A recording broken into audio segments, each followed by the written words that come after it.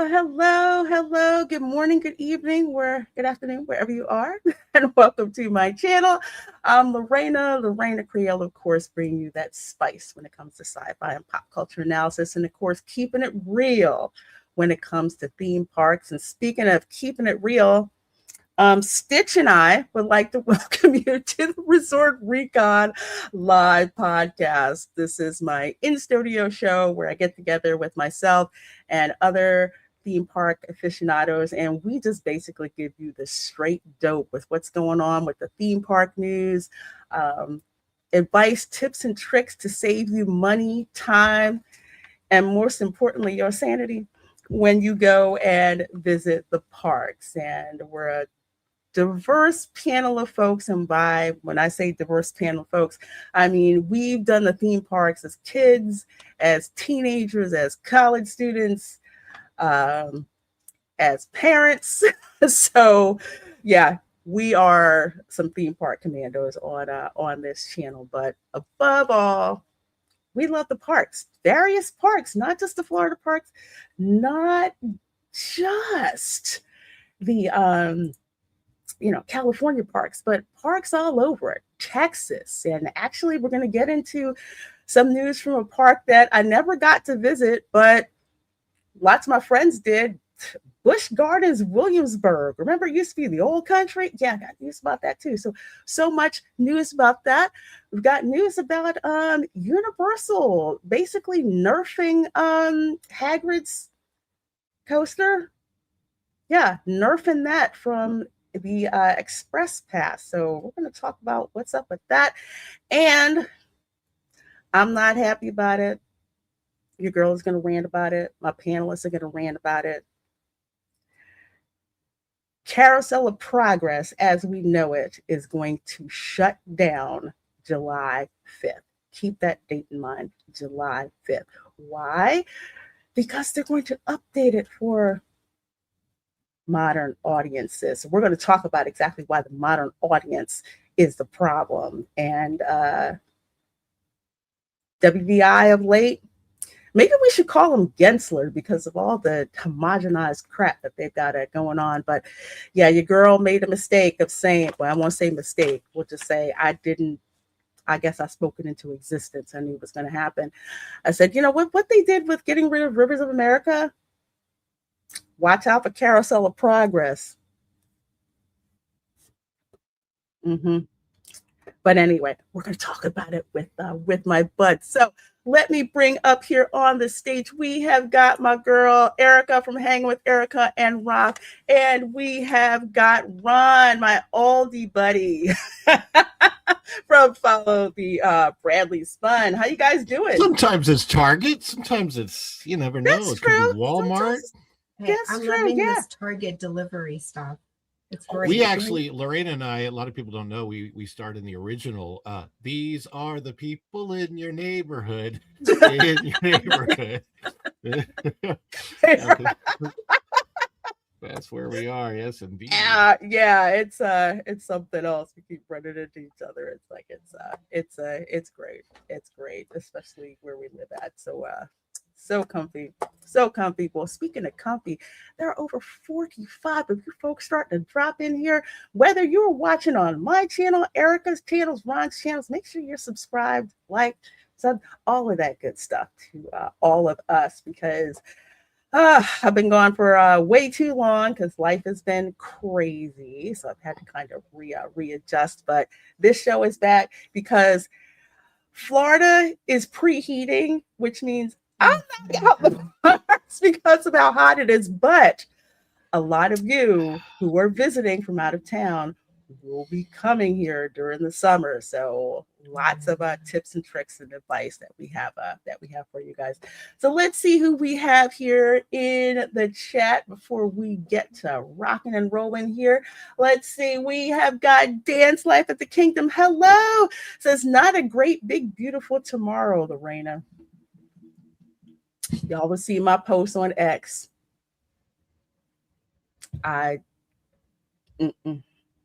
This ain't it, fam. No. This is so No, so not it. And I love how some people try to use Walt Disney's words against them. They'll say, Hate well, that. Walt was always about, moving forward and innovating, and the parks were always going to change. Change. Notice that word, not progress. We're going to talk about that later. And Erica is here waving. I'm so glad she's here. We have got Tom doing the drive-by, like and hi. I'll watch the replay later. I totally understand. Totally understand, my dear. And let's see, of course, Ron saying hi to everyone. We have got the Bud Files. Good morning. The Good Bud morning. Files. Walked in from Erica or Ron's channels. I don't know. I just see like the little link. It's just like I don't know either. I guess I like, could check. we just I think Sue's on mine. Hey, Sue. we just like to, how they say, rising tide lifts all boats. That's what we do. We support all of, everyone's channels, kind of like, are you streaming? Are you streaming the stream to your channel? Why not? Why not? Click button, click button, click button. Thank you, Lorena. We are here for a real treat, like Gene Shepherd would say. Yeah.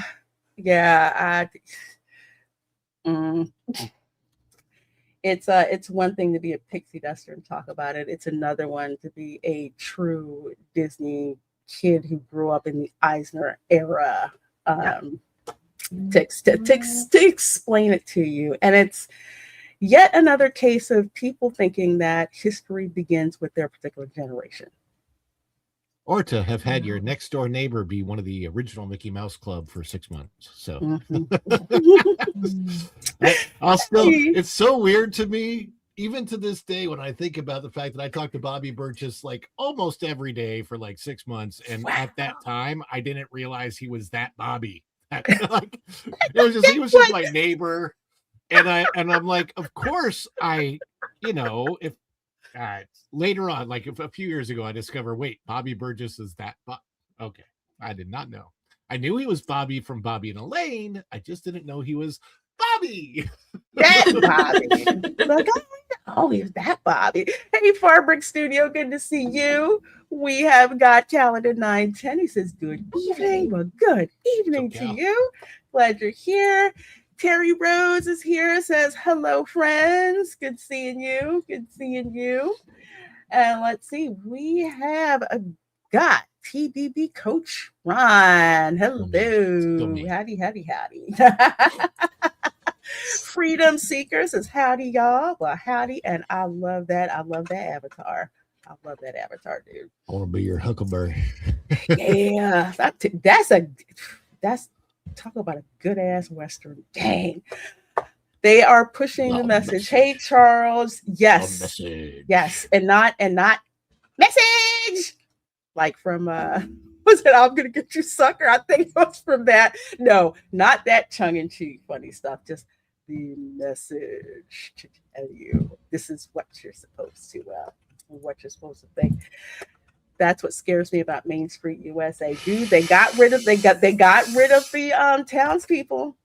Okay, they got rid of the townspeople. They got rid of the entertainment, the live entertainment, and the people, which is interesting because there's nothing but live entertainment strolling around at Epic Universe. I'm just saying, okay? Plenty of it, and people are eating it up. Ron is so much like the guy on the Rule show, Virtual TrekCon.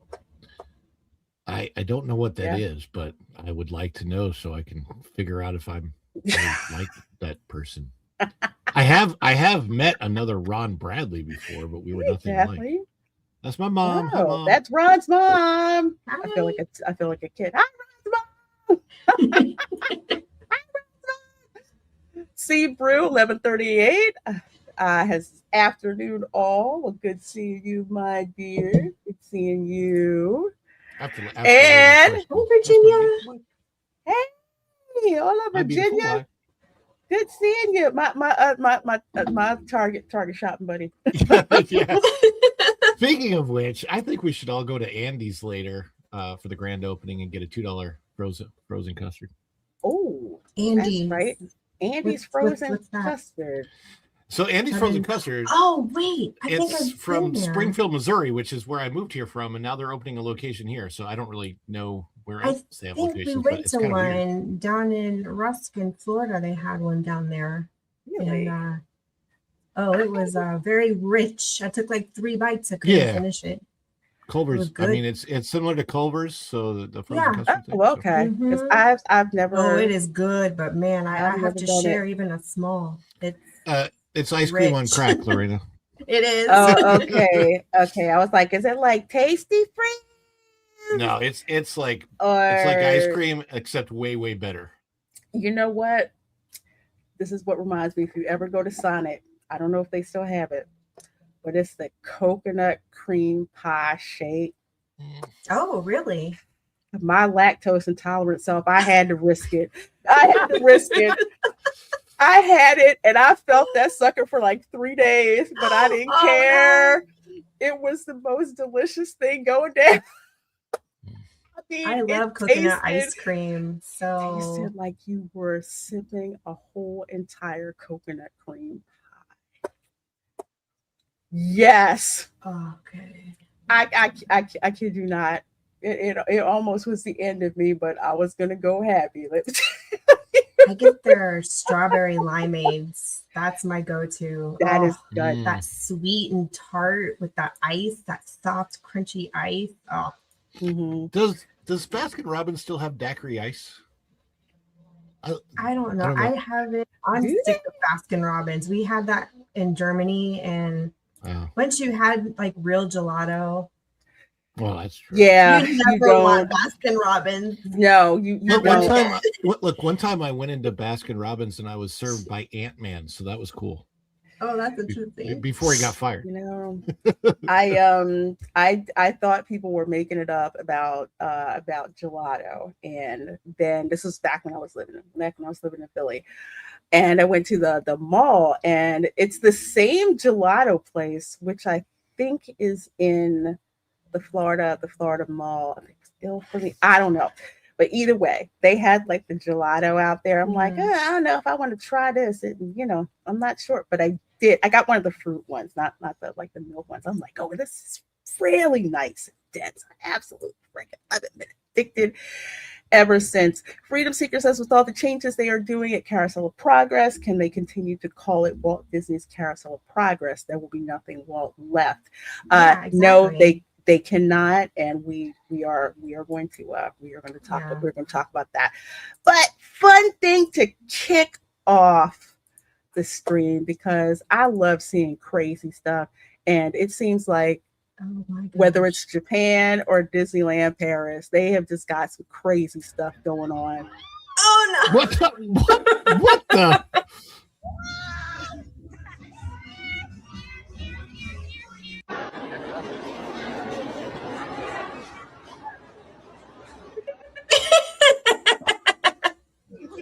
Ugly. I think that's before she got fired. I was gonna say. Forget you. That's funny. Poor Duffy. What? Oh, goodness. Oh, I hate it when that happens. My heart sinks. You wanna build a snowman?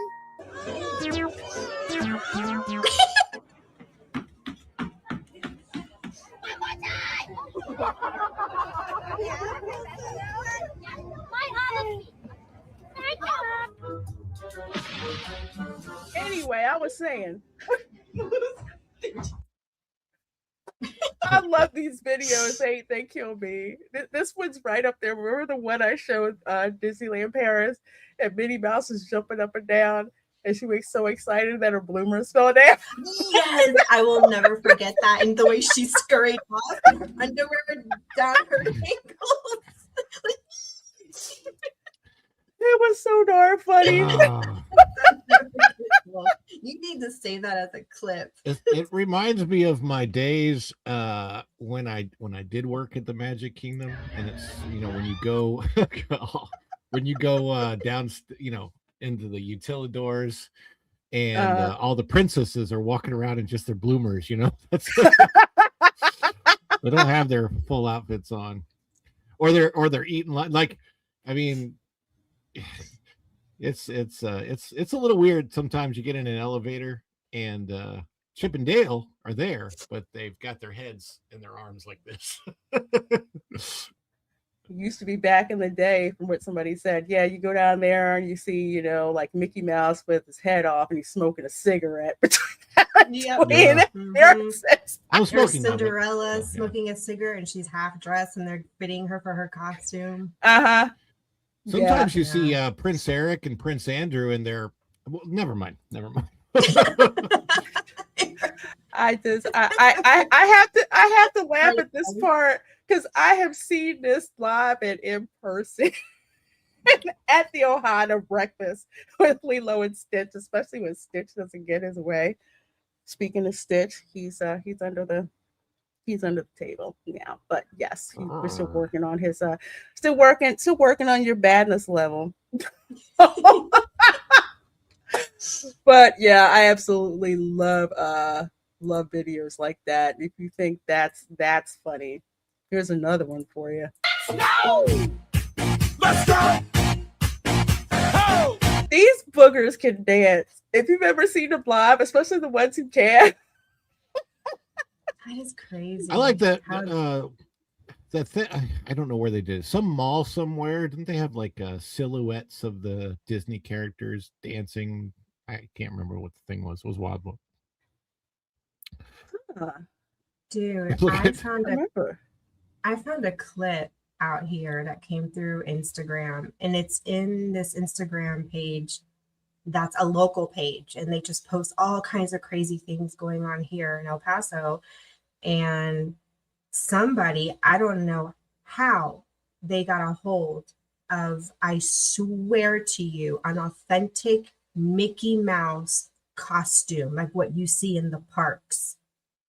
What? And this Mickey Mouse was dressed in a cap and gown, and he was going into this what looked like a Mexican type restaurant. Mm-hmm. And I sat there and just kept watching it. And I'm like, I want to know how, maybe I don't want to know how they obtained a costume, unless someone's really good at making costumes like that. But girl, I was like, how? Without getting caught and getting your pants sued. And getting a C&D by Disney, But we shared it on our stream last night, and I was like, I don't know. But the fact that this was shot here locally, and it's just so random because we're this itty bitty little like border town, way far out west of Texas, and you just find this random Mickey Mouse that looks like a Mickey Mouse costume for the parks. Oh wow! I'm like, yeah, I don't know how that happened, but it was quite the sight. That is freaking hysterical! Oh my gosh! One more thing before we go, because I had to share this. This is so darn me. This is so me. When you're a mom. Yeah. And you're still that girl. Oh, that girl. Oh, can I have that kitchen? Oh my gosh, yeah. I mean, my kitchen's nice, but it ain't like that. It looks so pristine and so clean, but yeah. Tell you, when you're one of those Disney moms raised in the Eisner era, you just kind of built differently. Yeah, we are. All right, well, let's go to our first piece of news coming to us from Attractions Magazine. Busch Gardens Williamsburg Summer of Wonder shows off new Revolton revamp, drone show, and more. Now, Busch Gardens Williamsburg is funny because this park was formerly known as the Old Country. Okay. And I never got to go to this park. We would always wind up driving by the park on I-95 headed to Florida, but never got a chance to stop. And First of all, Williamsburg in general is a tourist and historical stop. Like you get to see, Jamestown recreation, the Williamsburg, like the old, basically how people lived in the 17th century. Mhm. And it's still popular, especially for those people who can't get to, like, say, you know, Disney World, Disneyland, all of that. A lot of people go to Busch Gardens parks, and this one was one that I knew a lot of people would go to, like year after year. Erica, have you ever been to Busch Gardens, Not the Williamsburg? one in Williamsburg, and RAF has made a very strong statement. We will be annual pass holders to all the parks in the US, and we will be going to Williamsburg for that Busch Gardens. We've never been. We've heard it's better than the one in Tampa. It is, and maybe our guys, it is, but mainly because of how long this park has been around. And okay, Oktoberfest at Busch Gardens. Okay, that was the Oh, thing to do because before it became Busch Gardens Williamsburg, it was mhm. Busch Gardens the old country. So it was like, Okay. Germany, England, Yeah, I heard France. it's got a European theme, that the theming is Yes. really good. I heard the theming is better there than what they did with the one in Tampa. Yeah. Matter of fact, some people are like, why go to the one in Tampa? I grew up at that one, and it's okay. But, when you're a local and that's your backyard park, you're kind of like, meh, because then you got Disney and Universal just an hour away. So Mm-hmm. it's like you'd rather drive across I-4 to go to I'm just going to say it, cleaner parks, because Busch Gardens has always been kind of like, the one in Tampa. And I ain't going to lie, lately, it's like all of ghetto Tampa just Oh, tell hangs me out there. about it. It's And not in the best it's not what location it in Tampa, right? Like, No, No. it's not. It's right in between USF and Bush Boulevard, which is Mm-hmm. I haven't it's been not there in quite some time. it's not the most unsafest place to be, but there are worse areas, but it's sketchy. It is Yeah. definitely a sketch area, and USF isn't any better just because there's a university on the other side. Mm-hmm.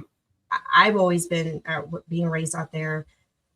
I would not move. I wouldn't live in that Temple Terrace area. It's really bad. Like cars are getting Yeah. broken into all the time, purses getting Mm-hmm. stolen.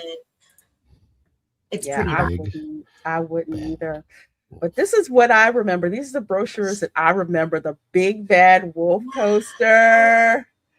Yeah, it was like such a cool cultural thing to like go to. So between Busch Gardens, the old country, Williamsburg with like the 17th century British colonists, it's like a whole recreation of a village. It's a whole cottage industry there. So yeah, this is one of those old school parks that still, retained a lot of its charm. So apparently they're gonna have the Summer of Wonder, 2 new shows, free concerts, and the debut of the park's first ever drone show. We've got indoor outdoor launch coaster, Verbolten Forbidden Turn, taking riders on a tour along Germany's Autobahn and into the Black Forest. Man, I've been there for real. On the Autobahn and through the Black Forest. So yeah, animatronics, special effects. Look at this. So apparently it's a new storyline for it. That is cool. If they don't serve Black Forest cake right outside of this ride in some kiosk or stand or something, they are missing out. Black You Forest get cake is so good. I made that for Black Forest Christmas cake. one year. I should not have made that. Doesn't I people don't think I've expect it ever every had year? it, unless I Oh, have. Black Forest cake. It's black. It's like dark chocolate layer cake, and there's There's like this vanilla cream filling from Maybe each I have layer. had it. And then on top I mean, it's like completely icing and everything. And then around the top, it's got like mountains, like little mounds of icing. And then in the middle is like Marciano cherries. And then you've got like chocolate bark that's like cut up and sprinkled around it. No, I don't think I've had it then. I think I'm confusing it with like devil's food cake.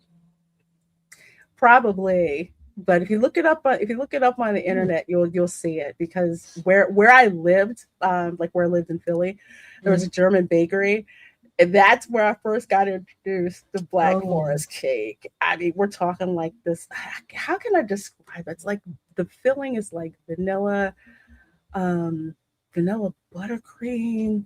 I want to say, but it is the most decadent freaking cake, especially when they roll it out with like the presentation and everything, because you've got like the icing on the top and kind of like these cream peaks, and then the top is like literally just like an ocean of just like Marciano. I think it's like brandy cherries or something like that, and then cut up bark to, I guess, resemble the. Erica must have found a picture looking at her face. Girl. After the second time, I thought I was gonna sneeze. It's weird. It's the dust out here. I'm not used to the desert. So yeah, the sneeze attacks are more frequent than what I'm used to. I put a picture there if you want to share it, Lorena. Oh yes, thank you. I will not apologize for this. But let's see. I need to move my stuff from the stage. That is Black Forest cake. Oh, okay. No, I've never had that. Wow. That is up there with red velvet cake. Just like you put it there. I'm sorry, I'm taking the whole freaking thing. It's irresistible. Irresistible. So good. Yeah, and it's funny because living in Germany, well, then again, it's not like we traveled extensively either. But I never saw Black Forest cake anywhere, at least in our region of Germany. Maybe it's more common somewhere else, but I never really saw it. Or maybe we did, and they just called it something different. I just didn't know what I was looking at because it was written in German. You know, I've never seen this cake in Germany. I'm thinking that it's I'm gonna say like a German American thing. Because I was in Germany. I've never seen Black Forest cake. No, those cherries look legit. It's not those jarred cherries. They're using real cherries. Real cherries, like they're nice and moist, because that's the main feature of this cake. You have to have it. Some people put the cherries around the outside. Some people put like a pool in the middle of the cake with the cherries kind of swimming in it, and with know the chocolate shavings on the top. But this is a presentation. You got to have cherries. You got to have the whipped cream on it. You got to have like the bark around the bottom. So now, can I because this was a Germany thing, which of course is where Snow White was really it's iconic, right? The Snow White in Germany, that's a whole part of it. Well, just to show you the Rachel Zegler version of this, so that's no, you didn't bring up Trey marshmallow on top. Is that a marshmallow topping? I don't think so. It's just tres leches. No, this is Trey Leches cake. Okay, never mind. Which I cannot eat the traditional way that it's made. Leches, believe it or not. Let's go back to that. Latinos will stab you in the neck to get the it is everywhere out here. I went to this Latin supermarket. It's a chain called Ed Super, and they have this massive bakery. So I was like, well, let me see what kind of cakes they have, because I'm trying to find my Publix cake equivalent out here. Not happening, by the way. And I promise you, every effing cake, every single one was tres leches. All of them. I'm like, don't you guys just have vanilla with buttercream over here? Nope. It's got to be the Tres Leches cake. Yeah, it's got to be that has to be it. And I had it. Well, first of all, if you're lactose intolerant, do not touch Tres Leches cake. I've made it, but I have had to make a lactose intolerant Furry version of it, version. which I actually liked. It was pretty. It turned out pretty. It turned out pretty good. But Tres Leches, I'm telling you, they snap up Tres Leches cakes like Floridians snap up key lime. Man, that's it. I know.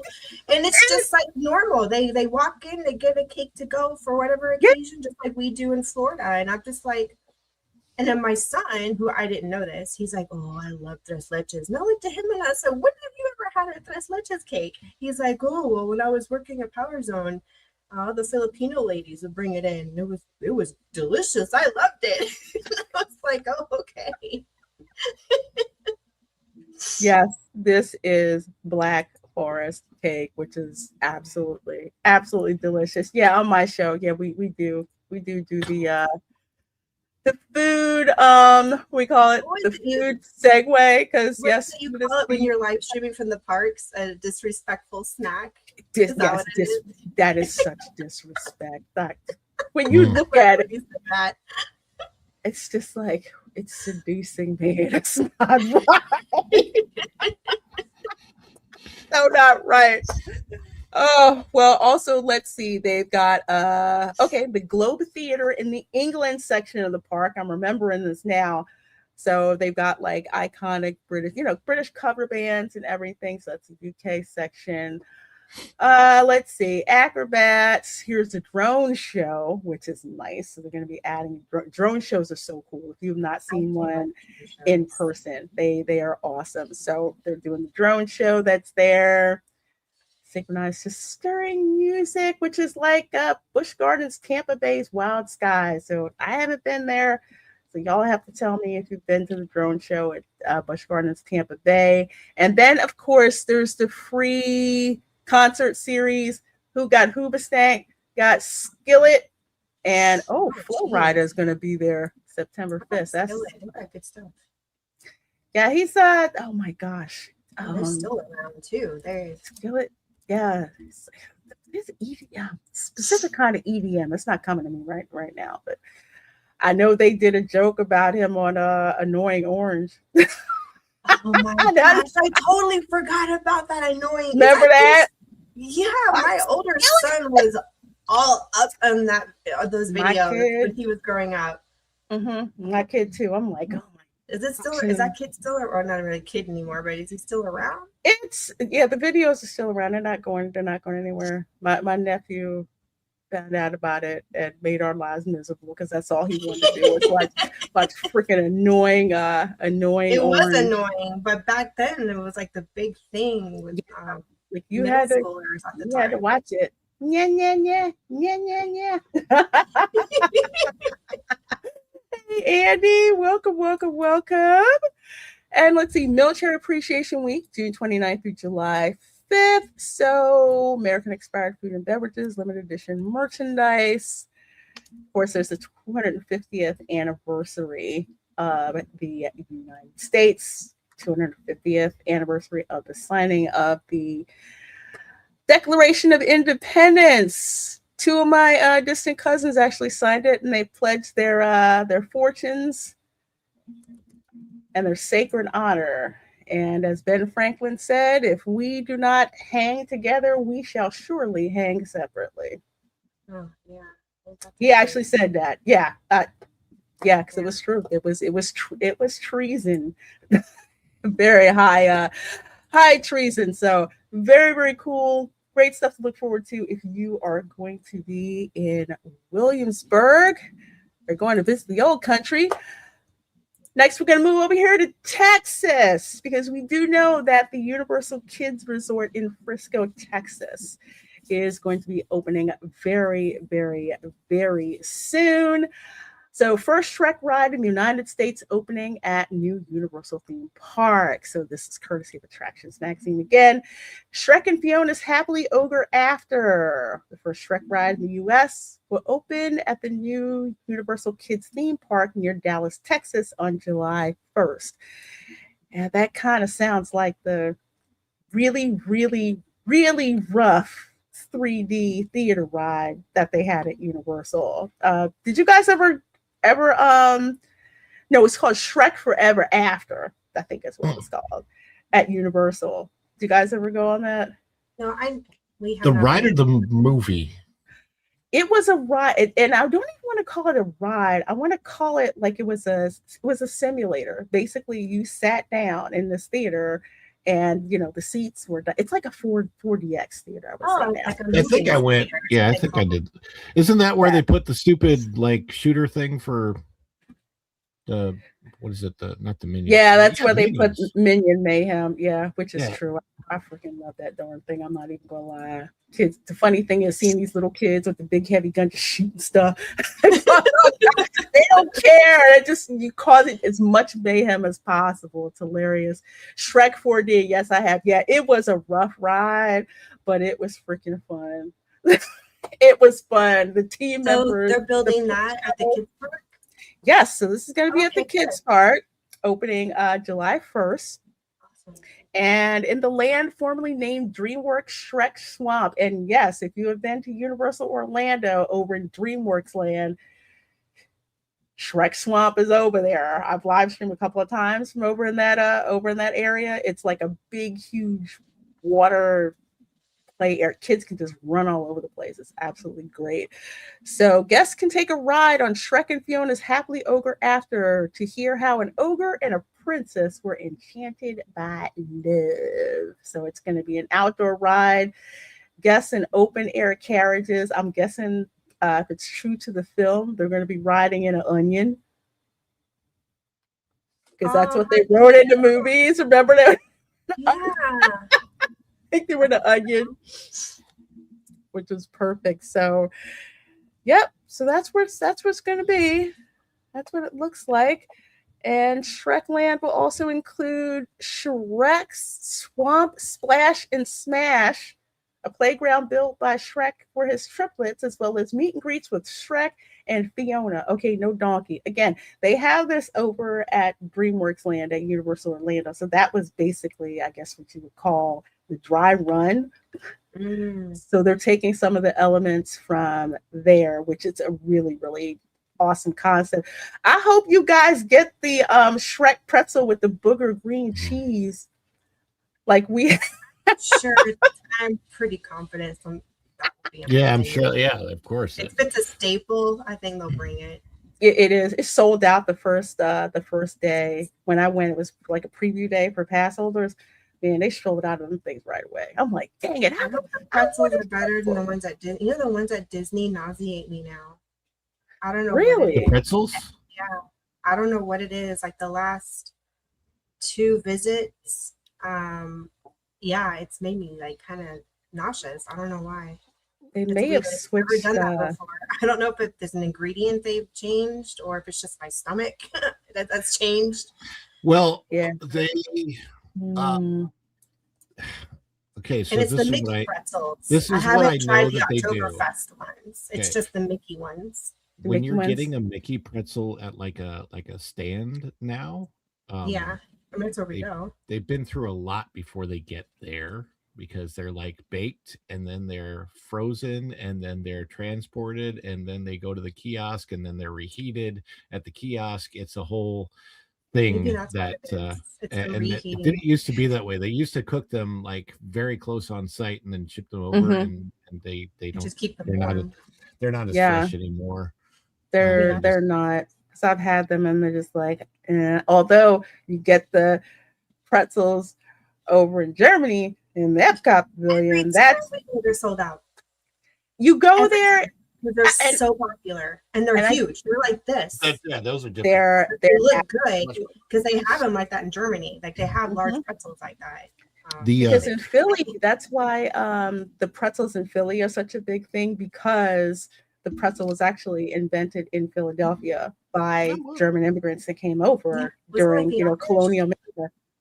hmm or and they're like- Mennonites. I mean, what? Yeah, I don't know. Yeah, they were. I mean, They it's like were. the- They were. I forget exactly which one it was, which denomination it was, but the way that they have it folded. Because I actually went on a trip, Girl Scouts, where we went to the pretzel factory, and they were showing us how they did the how they get the dough and like a everything, Christian connotation and they to it. fold it over like this, which is supposed to resemble a child praying. So it's called, I think, a pretiola. which is what it was called. But I yeah, have friends that make pretzels at home and they incorporate that lesson into it's like home economics, but it's got like a Christian. Yeah, I got multiple friends that do cute stuff like that with their kids. I tell you, Yeah, Philly the people. best pretzel that I've ever had is not at Disney exactly. It's at Disney. It's Disney adjacent. It's at Frankie Farrell's Irish Pub, which is at the Lake Buena Vista Resort Village. You know where that big Walmart is on 535? Yeah. The tourist Walmart.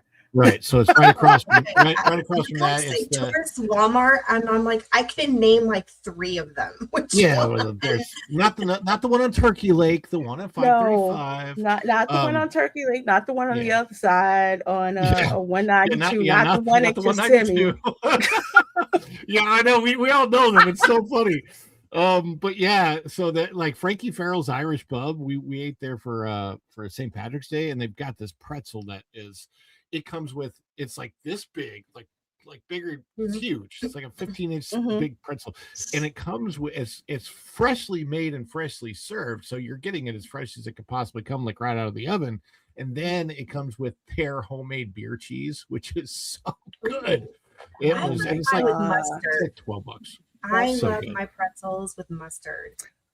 I'm not a fan of them with cheese, but I will do mustard. And it's got to be like a Dijon mustard, like one of those German mustards, because the German mustards are different than what we have in the U.S. They're not as harsh tasting with that heavy vinegar base.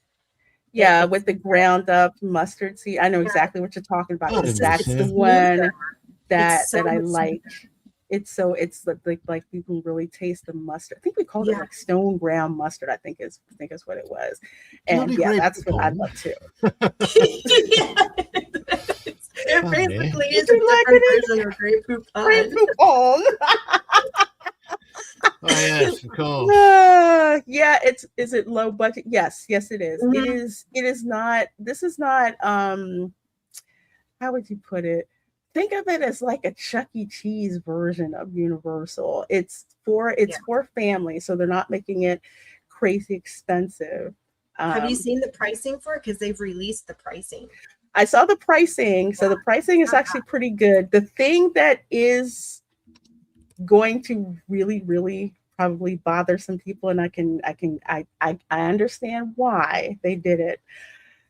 The hotel started $300 and some odd dollars a night.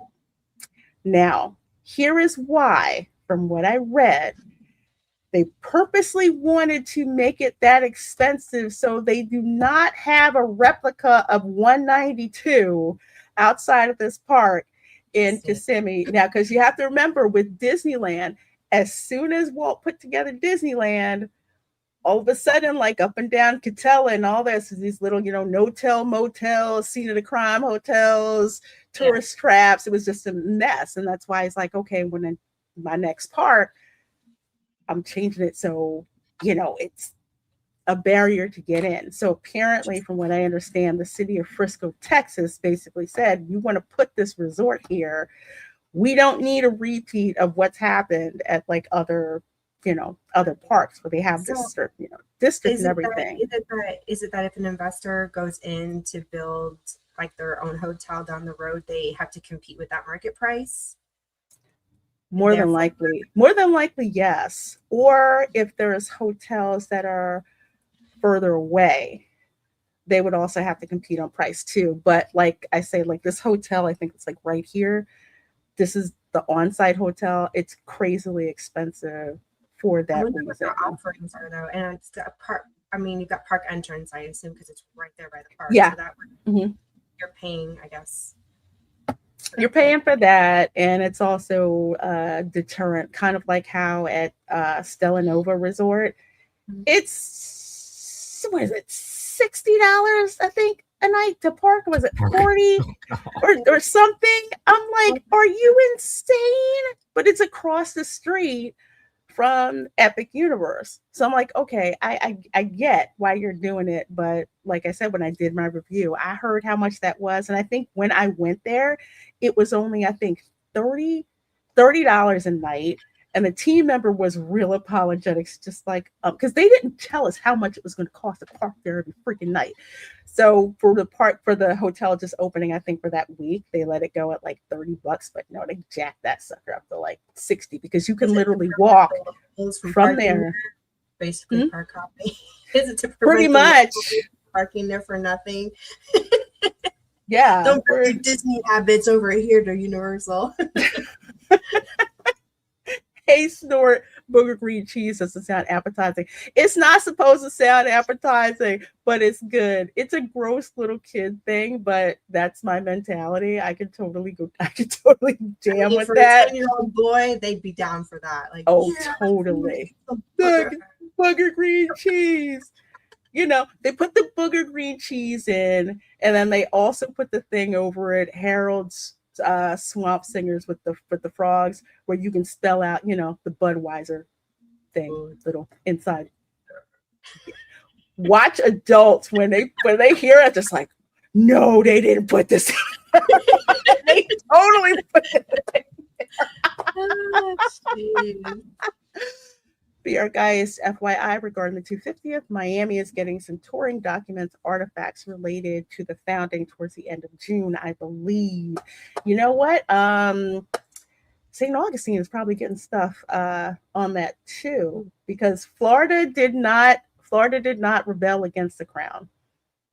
East Florida and West Florida did not rebel of anything. Actually, they were burning effigies of like Sam Adams, John Adams, George Washington. They were burning that like over in the I keep calling it the Plaza de Constitution, but like where the market is in the square. Mm-hmm. Yeah, they were not happy. They were not happy about it. They tried, I think, they tried to get East Florida and West Florida to send a delegation to Philadelphia, and they were like, "Screw you, folks, we ain't doing that." And then British lost the war, and Spain basically said, "Okay, you don't have to go home, but you got to get out of here if you're not Catholic." Yeah, eventually I'll teach history class. But hey, Keely, good to see you back in Huntsville. Good to see you. Good to see you. They think it's Major League ballpark pricing. Yes, but they will do it. They will do it because financial, it is a deterrent, you know. Will it be woke? No. This is universal. They're about this money. Everything that's here is specifically geared towards young families to basically extract as much money out of their pocket. But when you get the value there, you're not really thinking, you know, about that. Like the Minions, they got Jurassic World Adventure, which probably has like little camp things where they bring out the little baby dinosaurs. Yeah, and they probably have like the egg pods and everything probably there. Puss in Boots Del Mar. That's just like Mama Luna's from Puss in Boots: The Last Wish. And they have it at Universal here. It is freaking funny. Oh, it's my gosh. Like you bring your little kids, your family to this like kid park. And then as your kids grow, it entices you to want to go to the larger parks, either in California or Orlando. And I'm wondering, this has to be a test strategy, because if this is successful in that regard, they will probably build more small family parks like this around the US, possibly. Maybe. I would 100% agree with you, because remember when DreamWorks Land opened, like over Universal, and I'm like, they have all these things, and it looks like it's a test, because when you go over there, especially if you have kids, it is literally where they can go run around, get soaked, burn off energy. There's even like a little part where if you want to be quiet, you got like little babies can't crawl. They even have these little pods you can put them in, and they just kind of sit there where the Trolls Land is. Water, where water gets dumped on them, or if you walk through another area that's kind of like padded, like water shoots on your feet, because that's themed to Kung Fu Panda. They've got the Kung Fu Panda training camp in the back, and it's literally all of these individual themed experiences.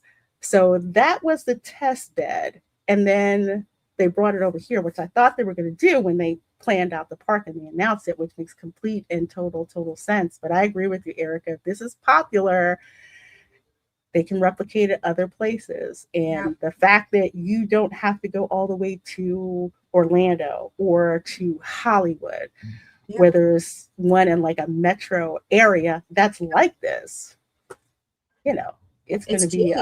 And the fact that I love that Universal is not afraid to build in a state like Texas. Like they're not jaded with politics. They're just looking at what's going to work and how can we make money, you know, and sticking to places where it's warm climate all year round.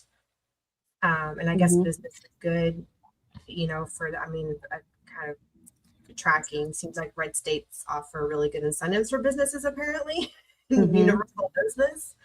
So it's I kind of wish Disney in some ways would have done this years ago, and they could have been ahead of the game, but they turned into a lazy sleeper sofa. Exactly. The competitor just kind of went, we're gonna take advantage of this while you're sleeping. Yeah, it's like they're not paying attention. How can we be the biggest, just come up from behind? You know, this has been in motion for, I want to say, like over 15 to 20 years. It didn't show up.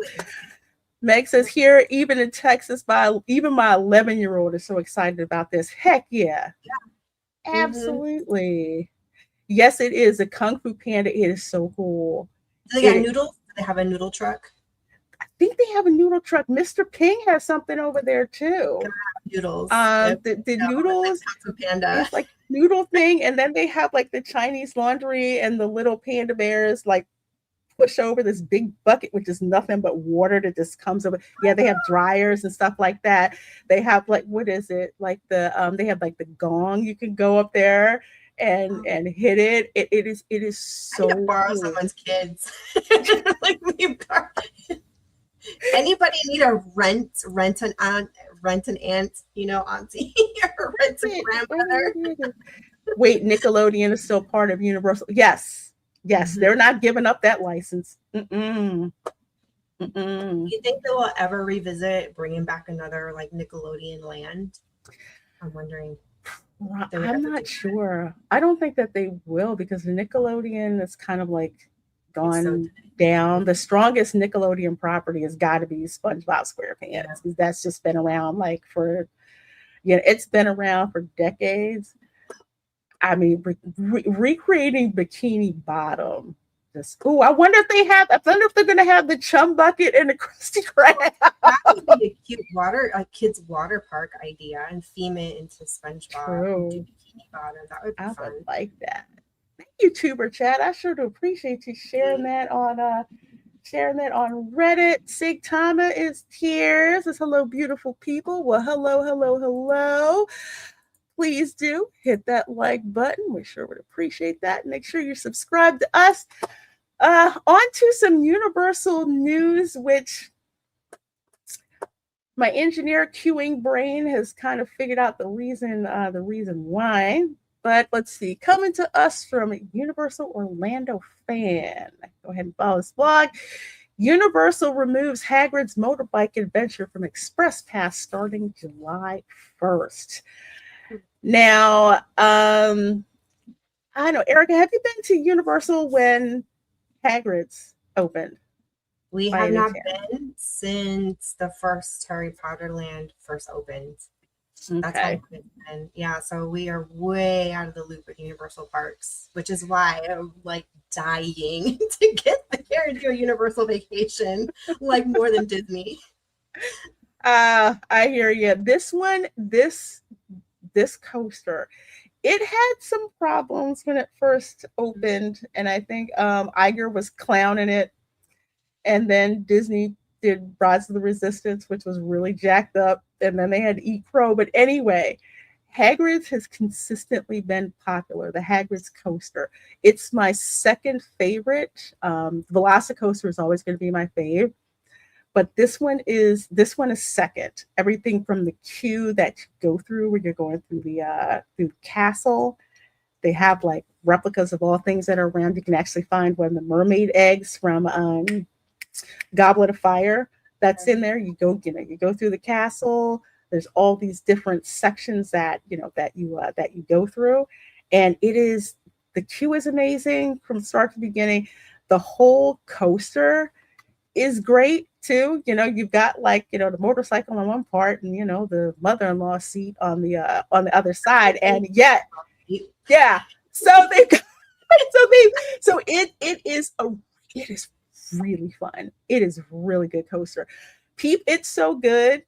People are willing to wait for like almost 3 hours in line, just like they're willing to wait for oh my gosh, Flight of Passage over in the Animal Kingdom.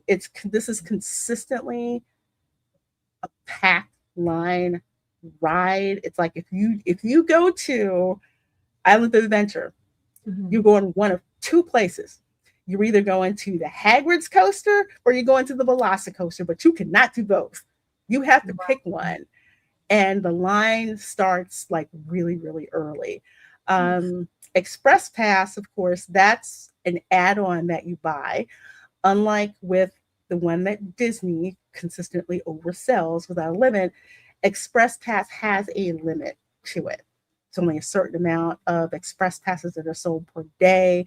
Plus, you also have, if you stay in one of the deluxe resorts at Universal, you get access to the express lane for any ride for your party, as long as you have your hotel key with you. So let's read some more why I think I get why they're taking it from Express Pass, but let's see here. Universal Orlando is making a major change to one of its more popular attractions, and it's already getting a lot of attention from parks fans. Beginning July 1st, 2026, oh boy, Hagrid's Magical Creatures Motorbike Adventure in Islands of Adventure will no longer be included in the Universal Express program. In a statement, Universal said, "We are implementing an operational update to Hagrid's Magical Creatures Motorbike Adventure. Effective July 1st, the attraction will no longer be included in the Universal Express program, allowing us to improve the flow of the experience for all of our guests." If you spent any time watching wait times for Hagrid's over the past year, this may not come as a huge surprise. Since I didn't know they added it in May. Standby waits have been all over the place. The ride is already somewhat complicated to load with 2 different seating options and constant dispatch timing to manage. Yes, so when they're talking about 2 seating options, like if you're one person, I think you have to mainly be on the bike. If there's 2 people, one goes in the mother-in-law seat.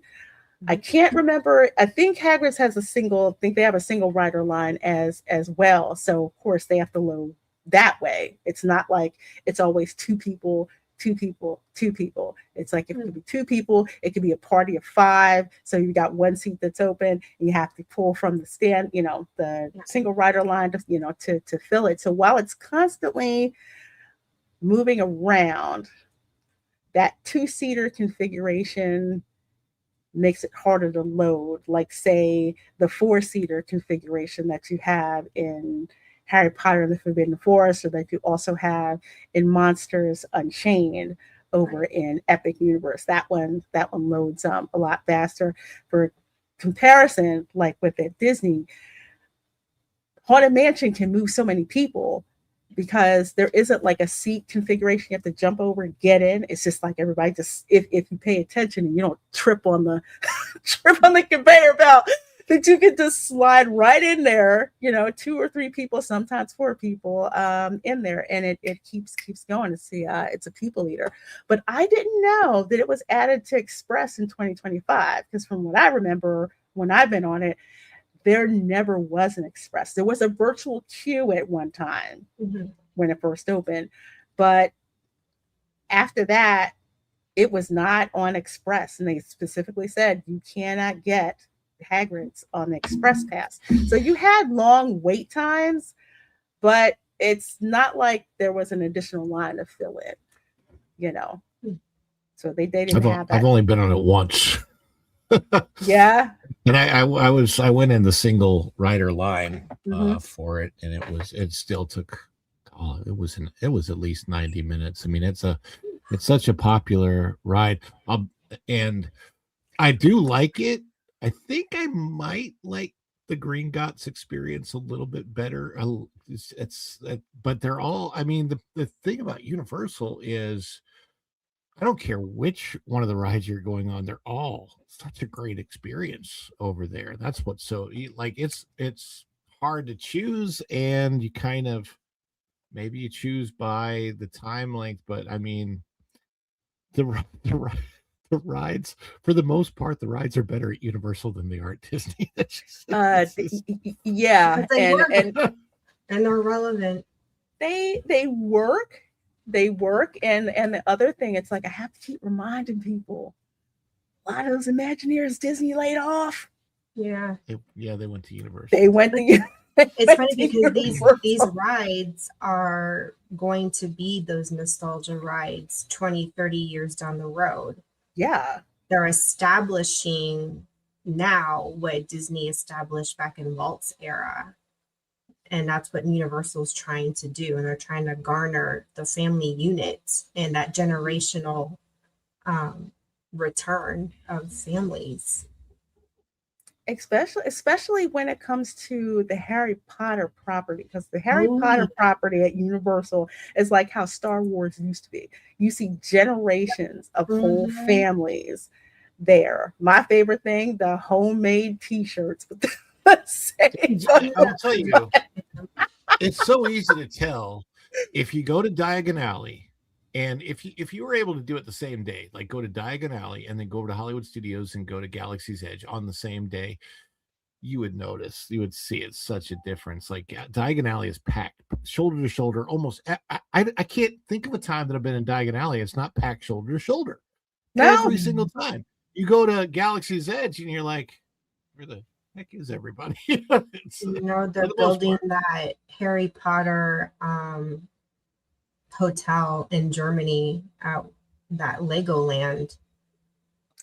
It's going to be a Lego.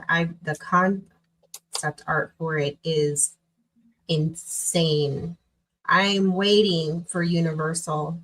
If they're not already, got teams set up and in place, and maybe they're drawing up blueprints. But you want to talk about something that would just print the money?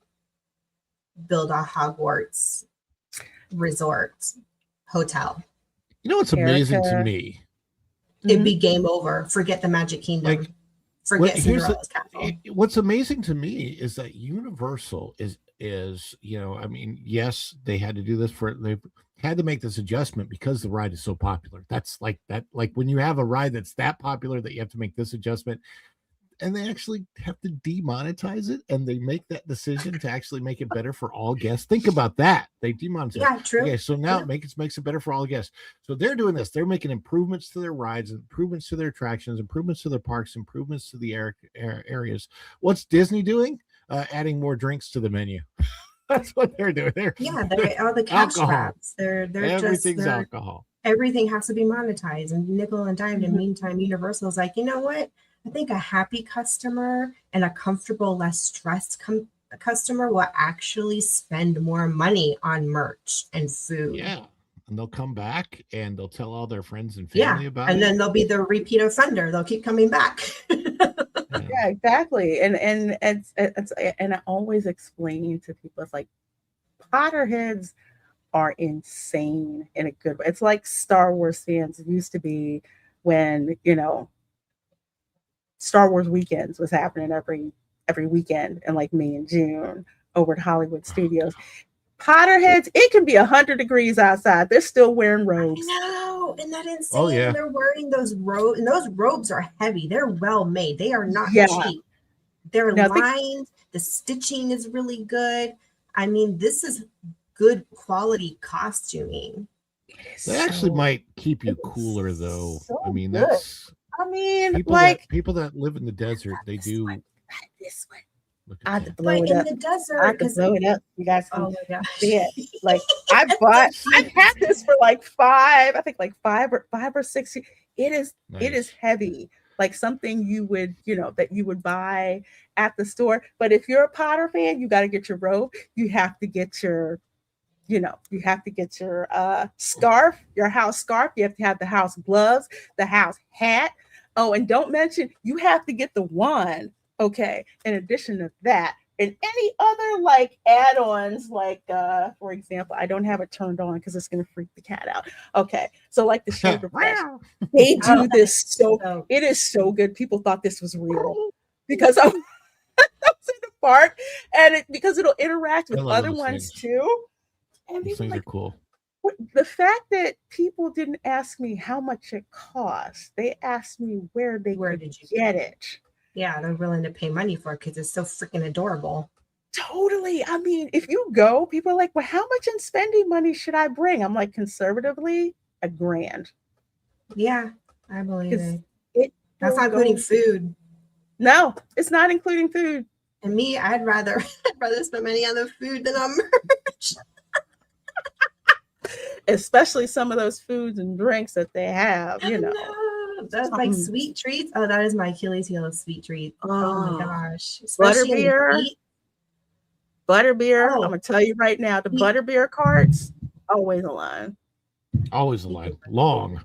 Oh, Always a and line. I wanted to address something, the whole what Ron was saying with people wearing long sleeves in the desert. I can attest to that. Living in the desert now, we get this constant breeze, and because it's a dry heat, you can wear long sleeves and not sweat. It is the most ironic, weird thing I've ever experienced. I get it now with the dry heat. I'm like, I didn't understand it before because the only heat I've ever been exposed to was Georgia, Florida, and Okinawa, which is nothing but humidity. Now I'm like, okay, I get it now. You guys are onto something. Wow, you got stuck on the first drop at Gringotts. That was interesting. Gringotts, literally, it looks like right out of the movie when you go into Gringotts Bank with all of is the just goblins. It's insane. It's almost eerie. Like it's so like the difference between it bothers me so much, mostly because I'm not a tremendous Harry Potter fan. I was much more before pre-Disney of a Star Wars fan, right? Unfortunately, Disney's like killed that, but which is so hard. When you love a story, an IP, something, and then like the entity takes over, you think that it's supposed to improve it, and then it kills the love of it for you. That's hard, man. But you go to Galaxy's Edge, and it doesn't feel like you're in Star Wars. It just doesn't.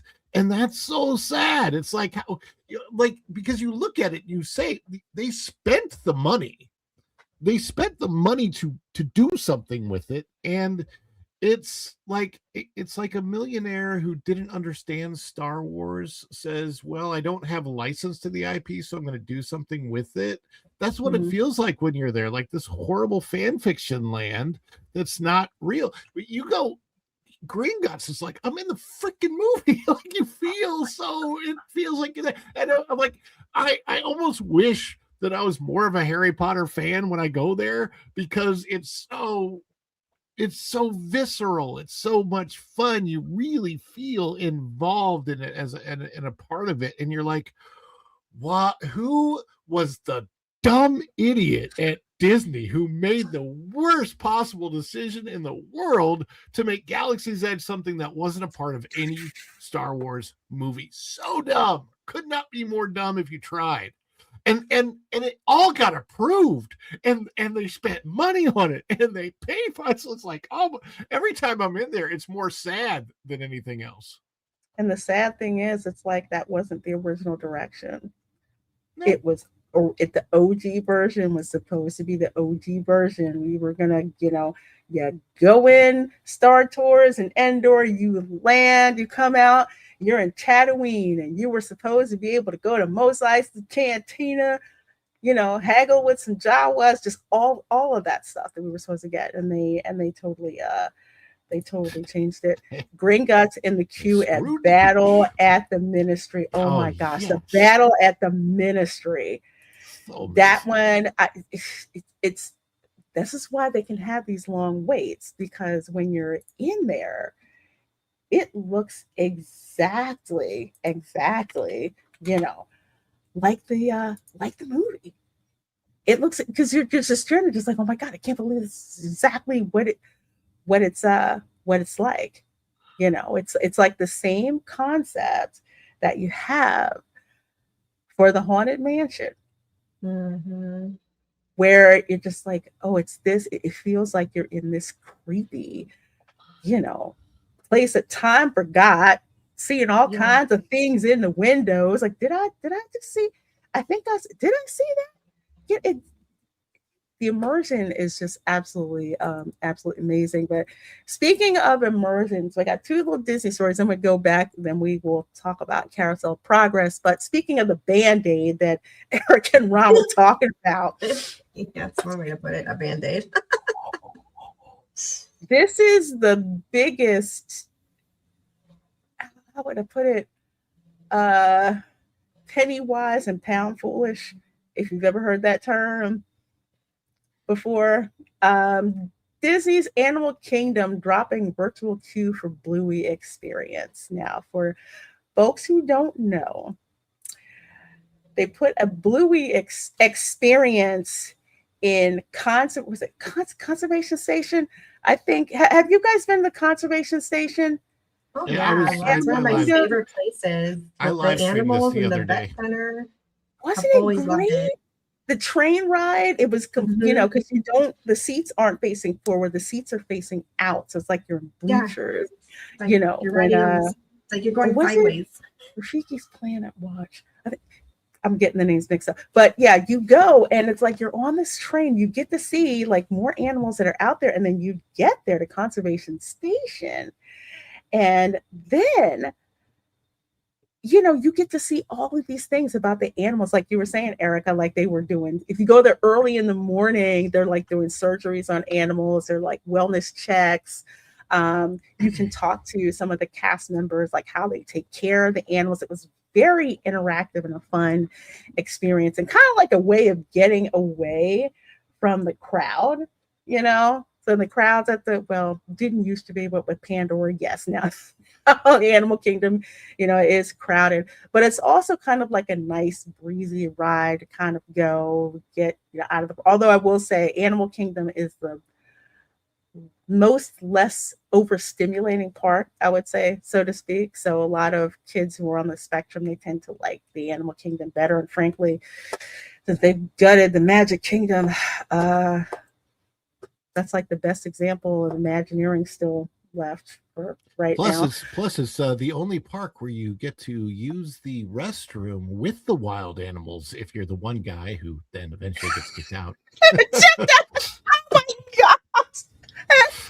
Yeah, somebody decided to jump out of a vehicle, and come enjoy our safaris, and go take a whiz in the bushes. Yeah, he. I heard he was not an American. I heard he was European. European. Who knew that we were the answer? So You know, I have a question about this headline. Yeah. Just because of the way the headline reads, I'm assuming that the headline means that the virtual queue is still in place, because it's weird. The particular headline kind of reads like they dropped, like they had the virtual queue and they dropped it. But I'm assuming what they mean is that they're actually implementing the virtual queue. Is that what the headline means? No, actually, there was a virtual queue in Are the they getting rid of beginning. it? They're getting rid of it right away, which tells me, Oh, okay. and I knew this was the thing. It's kind of like the background. They had a virtual queue, and I think they did it because I think they had it like over. I think it was over in Disneyland. I think it was Disneyland. They tried to do it. I'm trying to remember, and it was crazy trying to get in.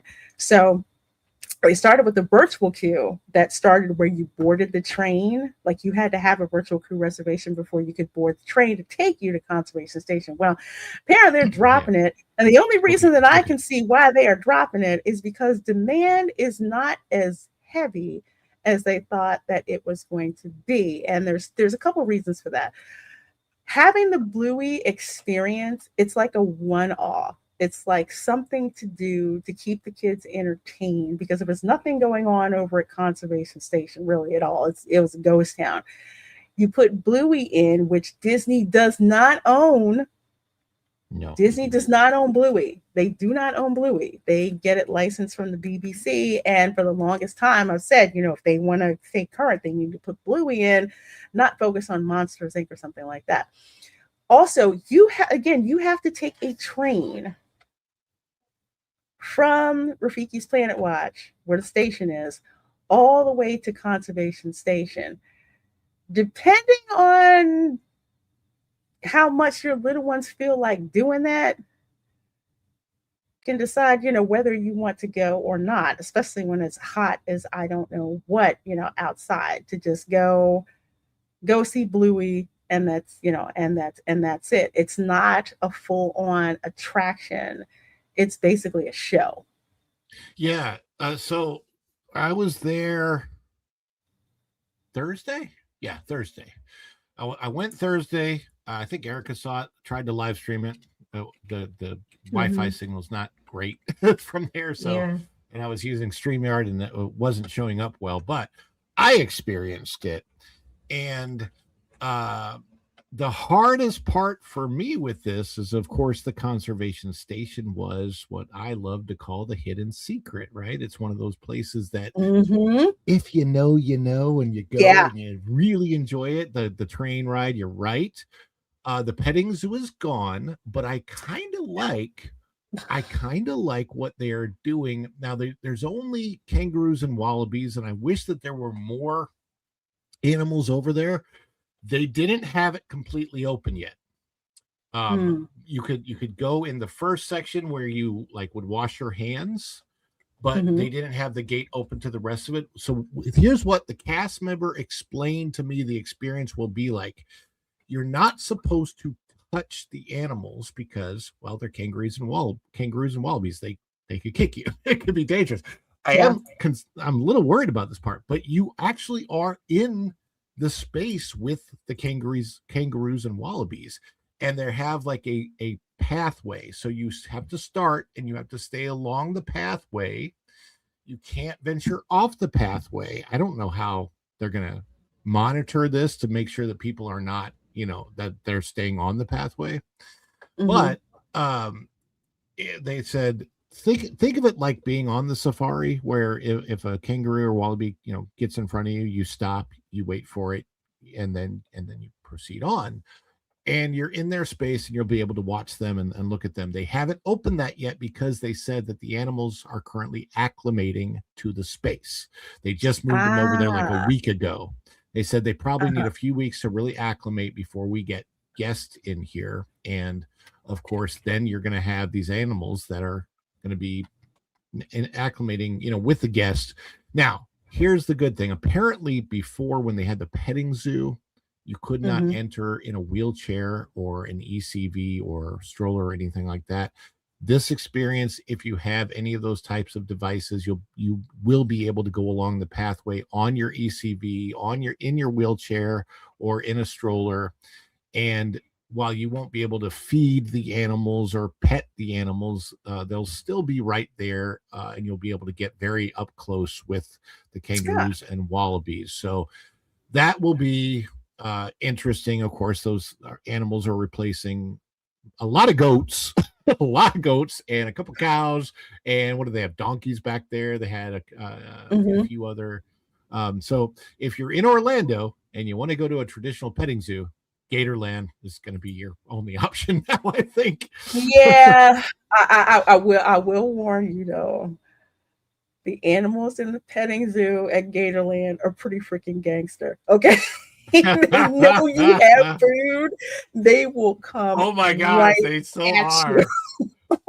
And they have a big llama over They there. Lasso's there. llama. They got a pissed off ostrich. It's mad because they can't leave. Of course, they've got like the Oh, they got the emus over there too. Yeah. the Wow. emus. They've got the goats of all sizes. I think they have like one or two calves at there. They've got like a turtle that's older than God and just does not care unless you unless you have food for them.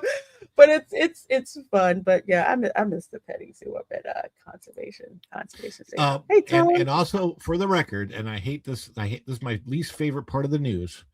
Koalas will not be part of the experience ever Oh, because no. of the Australian government's protection of koalas.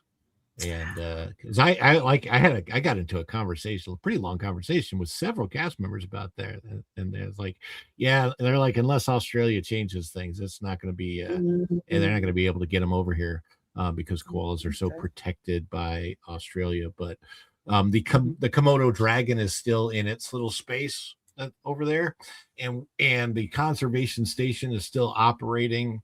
I saw at least two, maybe three different animals being worked on while I was there.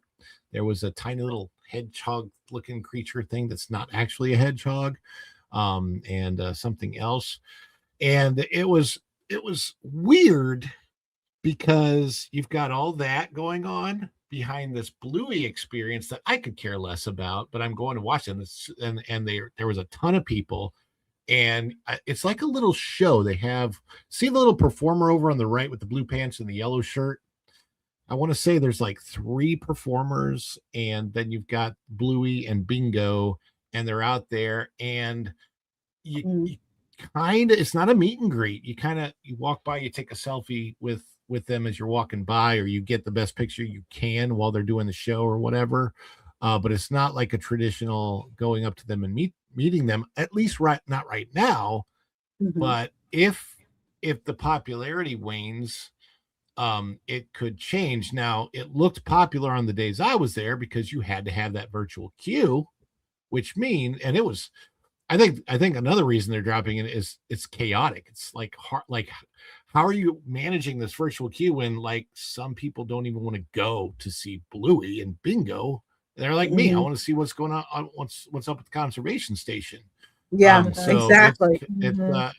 and I honestly think that the initial reason for the virtual queue wasn't even to manage the line. I think they wanted to see if they could monetize it into a lightning lane. Oh heck Yep. yeah. Mhm. I would not put it past them to do that because of, well, one, because Disney monetized everything. They monetize you trying to breathe there if they could. But But no, because, please, I can see that. hey, before you inhale again, hey, but this Perry is like an Perrier. IP that they do not have to work at. It's an IP that, crazy, insanely popular. So yeah, they're probably like, let's see what we can do with this. But in the end, and I want to say, looking at these performers, I swear this is almost like the darn show in DreamWorks Land.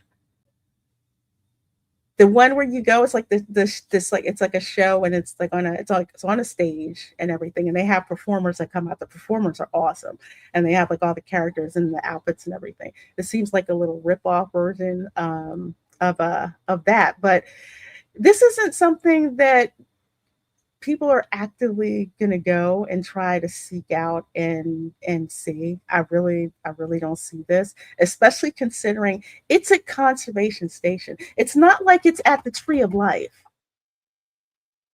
Do you know what I mean? I mean, I'm thinking, okay, if I'm in the park with kids that like Bluey, you're talking probably like toddler to, I don't know, toddler probably to like grades 1 or 2 or something like that. If you have all these kids with you and it's hot, what do you mean to tell me I have to pack everybody onto a train, go all the way out there? Somebody's got to pee, somebody's got a blowout, somebody's having a meltdown just so they can go and take them to see Bluey.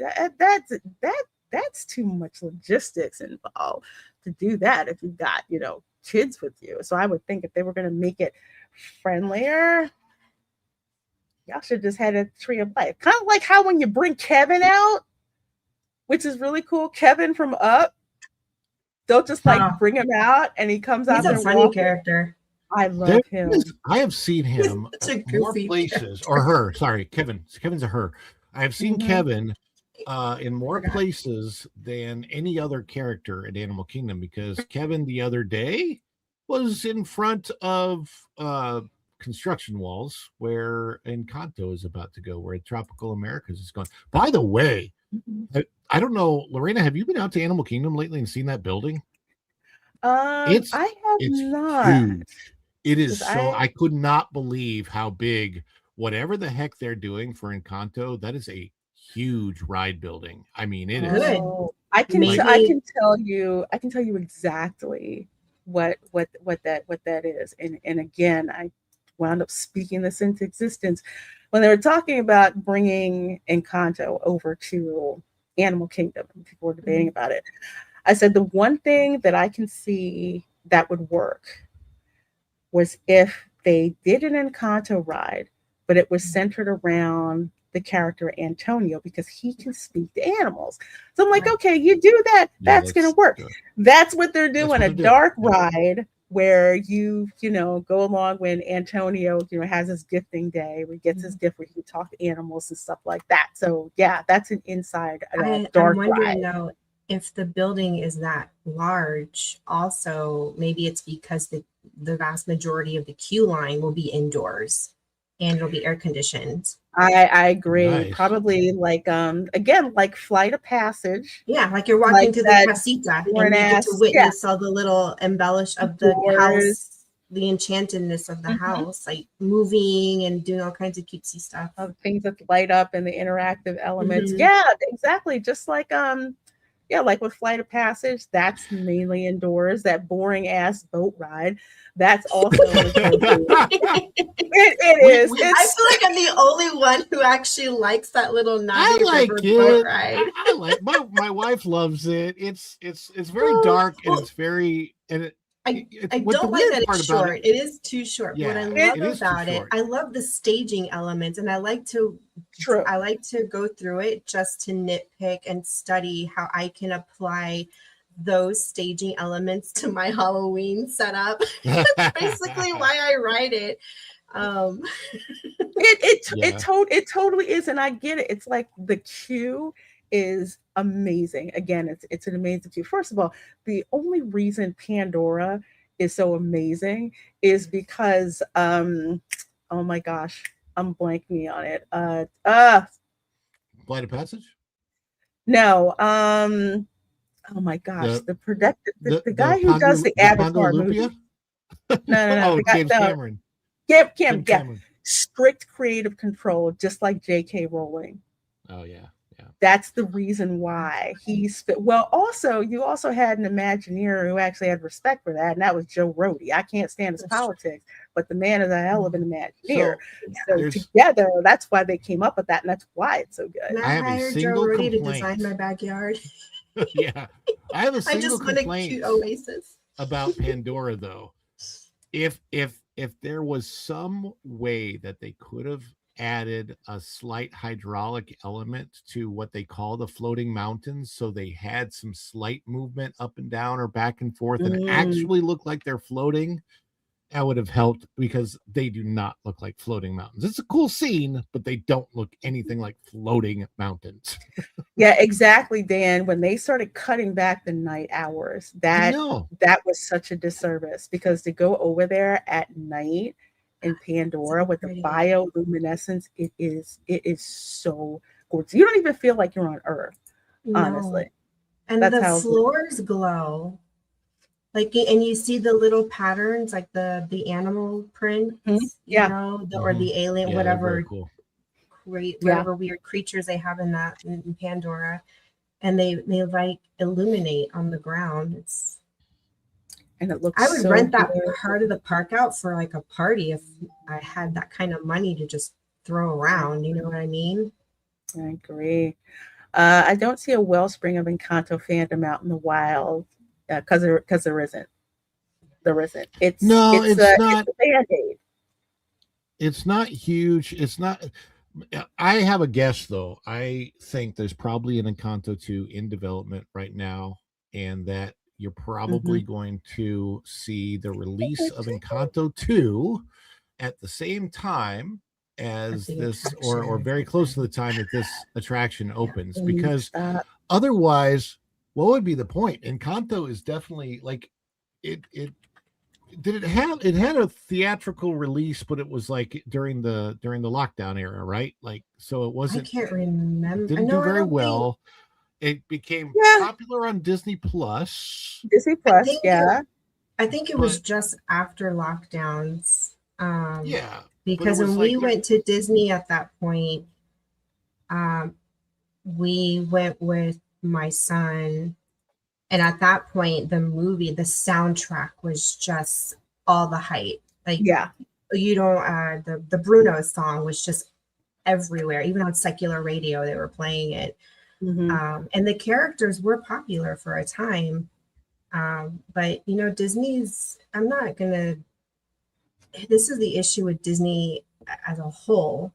They're not really creating timeless stories. They're pushing out what I call assembly line animated features, and Mm. it's just boom, boom, boom, boom, and they're not really taking their time to maybe release more slowly, so they can be focused more on the quality and the hand me down, the generational aspect. I think Encanto had a lot of potential, including Coco.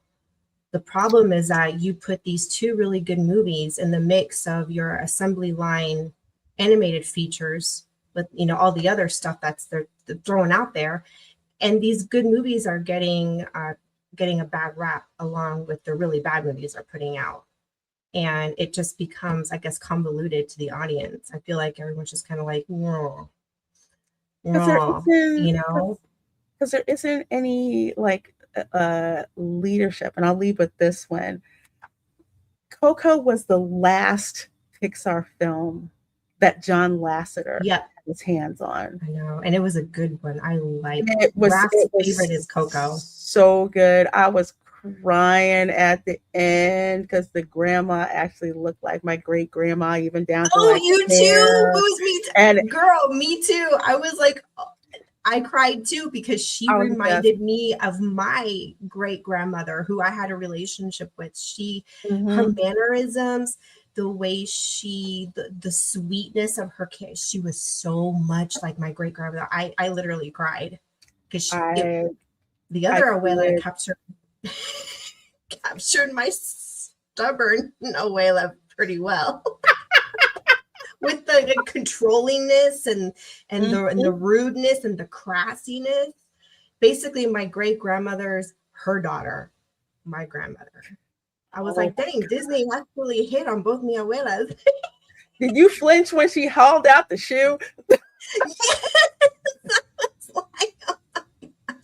I was like,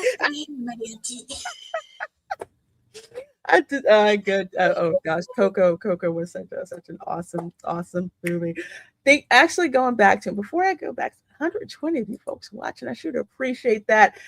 Going on with the and we're leading up to this. I have to build the case. I'm doing this on purpose. So here's from Save the Magic. In case you haven't had a chance to read my other post, here's a prime example of what I'm talking about. Once the new is done, they go for the dopamine hit. It's like they don't care about the nods, theme, or anything. Once the newness wears off, this is where they are. Now, this is the rock and roller coaster.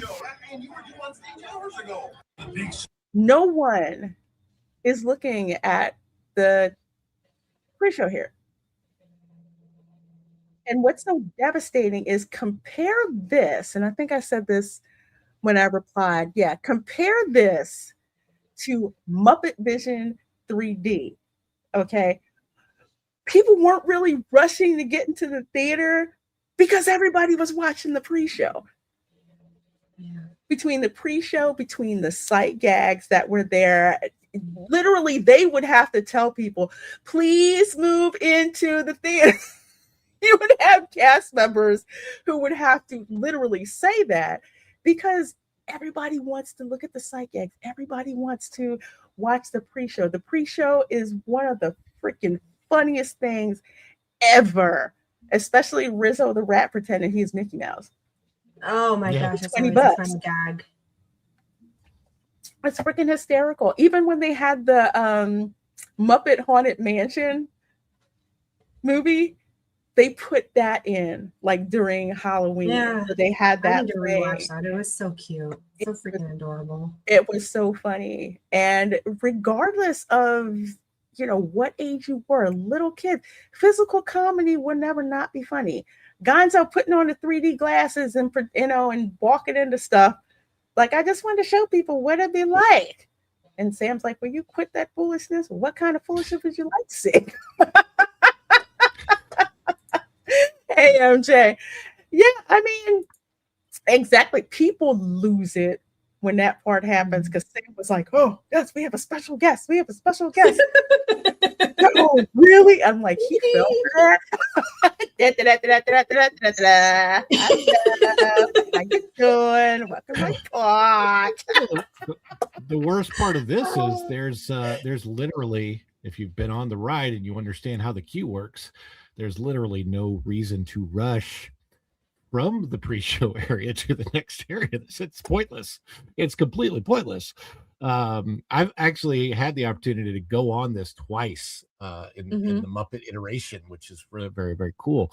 Now, the first time I went on it was with my family, and I got lucky enough to actually be next to the glass for the pre-show, so I was right up front.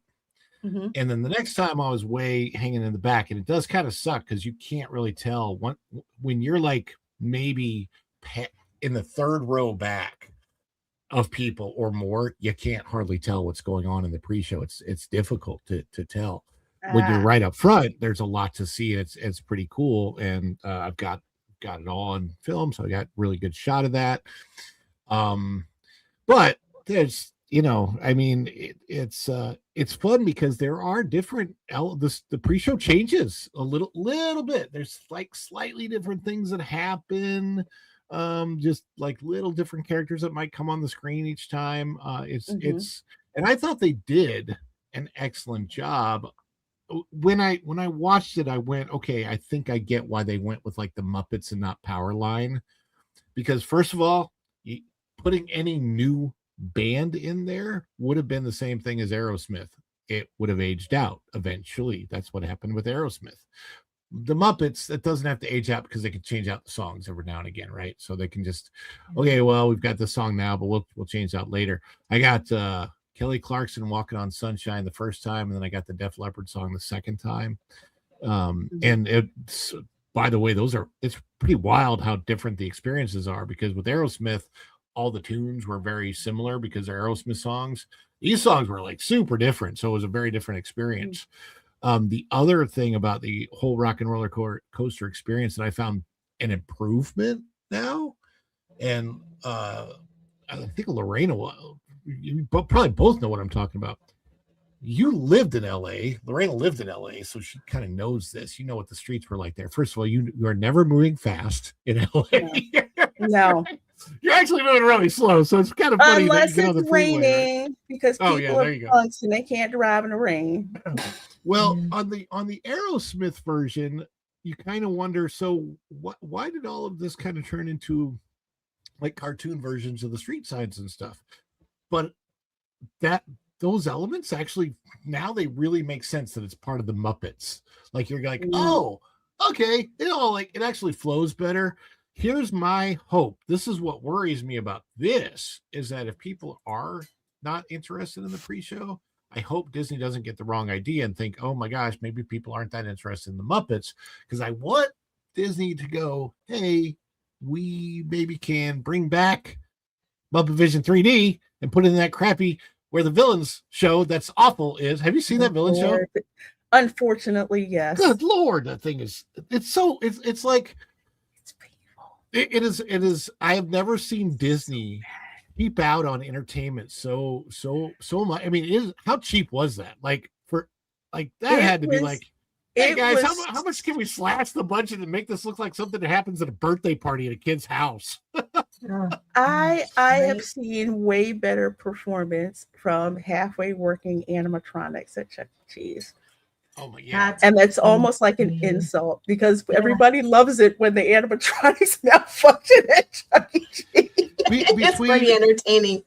Between that villain show and the Encanto thing at Epcot, which I'm like, when I go watch the Encanto show thing at Epcot, it has a few people that view it, but first of all, it's outdoors. You don't want to, like, who wants to watch a show when it's 100 degrees heat outside? Second thing is, it looks like a really cheaply produced show. It doesn't look, it looks like old, really bad Six Flags shows, but like even worse, because I was in a Six Flags show that had way higher production budget, and that was 1992. And as somebody who comes from that entertainment world, from the music theater world, I'm like, this is supposed to be Disney. And it's so, I mean, when you look at how the Lion King, for example, the Festival of the Lion King show, or the Nemo, the the musical, shows with real production value. Now, the show that you can tell that they started to go down in the production value, but it's still kind of halfway there and it's enough to be entertaining for the audience, is the Frozen show, the Frozen sing-along show at Hollywood Studios. Oh, it has a low, that's the first one where you went, you know what? I bet somebody thought, well, hey, people like this. We can still get away with a lower production value because it is. How about, what do they have? Like 2 main live performers, and then Elsa comes out at the end. And then she comes out, and then usually around Christmas they'll bring Olaf out. And the funny thing is, that show started off as a one-off. I remember it was like it wasn't at the, I don't think it was at the studios at the time. It was somewhere else. But it was like, hey, we have this new show. The production value for that show was actually really, really good with the effects and everything. But once they moved it over to the studios and it became a permanent resident type of performance, it was kind of like, yeah, I remember when it was better. You know, I mean, it's definitely better than the Beauty and the Beast sing along. That's a freaking ripoff. I don't like that one. No, yes. We sat through that and I was like, never again. I'm not doing it. I hated it. It was so bad. It was so bad. I would tell you, because you know the first song, right? First of all, they brought LeFou, and I could care less about him. But they start out, of course, the Good Morning song, you know, where Belle goes through the village and she's singing, you know, and me and all the rest of the kids were like, we are ready to belt this song out, right? We didn't even get the whole song.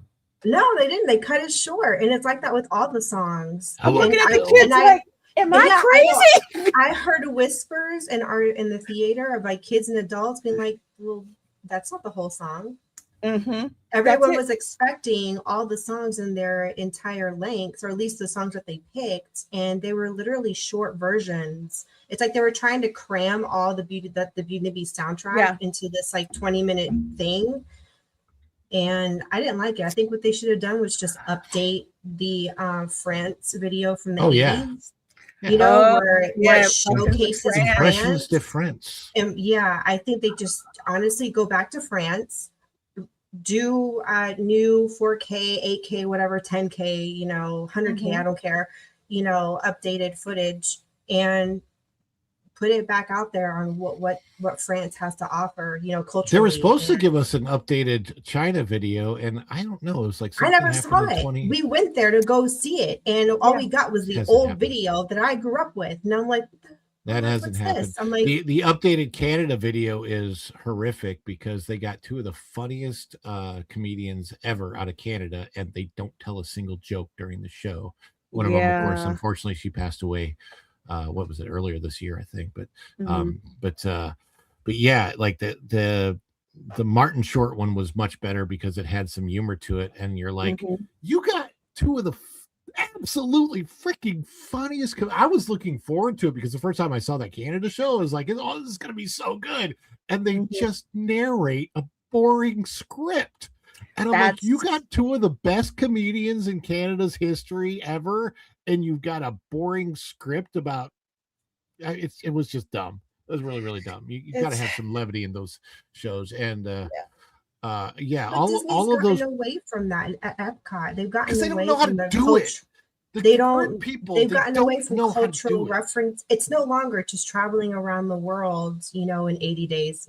That's kind of a side joke. It's about drinking around the world. And about with IPs. How and let's slap IPs Yes. wherever we can in each pavilion. Let's force theme each pavilion when it's not really needed. And if you wanted to do some theming, I mean, you could do it in an understated way that doesn't distract from the cultural relevance of that pavilion. It's irritating what they're doing. Case in point, okay, the CCP pavilion. There's a reason I call it the I laugh every time you say that. pavilion. It is the CCP pavilion. And interesting, when Trump went over to China, okay, President Xi took him to the Temple of Heaven, which hardly any dignitary has ever been in. That's like one of the sacred sites, in China. Mm-hmm. The replica of the Temple of Heaven, I didn't notice, and I'd been going in it repeatedly year after year. There was a replica of the Temple of Heaven at the CCP Pavilion. Okay, when you go in there, that's where they have the 360 circle vision film that has not been updated, probably because the CCP hasn't approved it yet. But when you go in there, you would think that you will be able to see more cultural artifacts. I mean, it's beautifully reproduced. If you go in there and you look up, you can see why exactly it's called Temple of Heaven. But why is it they have a big, huge section advertising Hong Kong Disneyland or Shanghai Disneyland and the cast member outfits?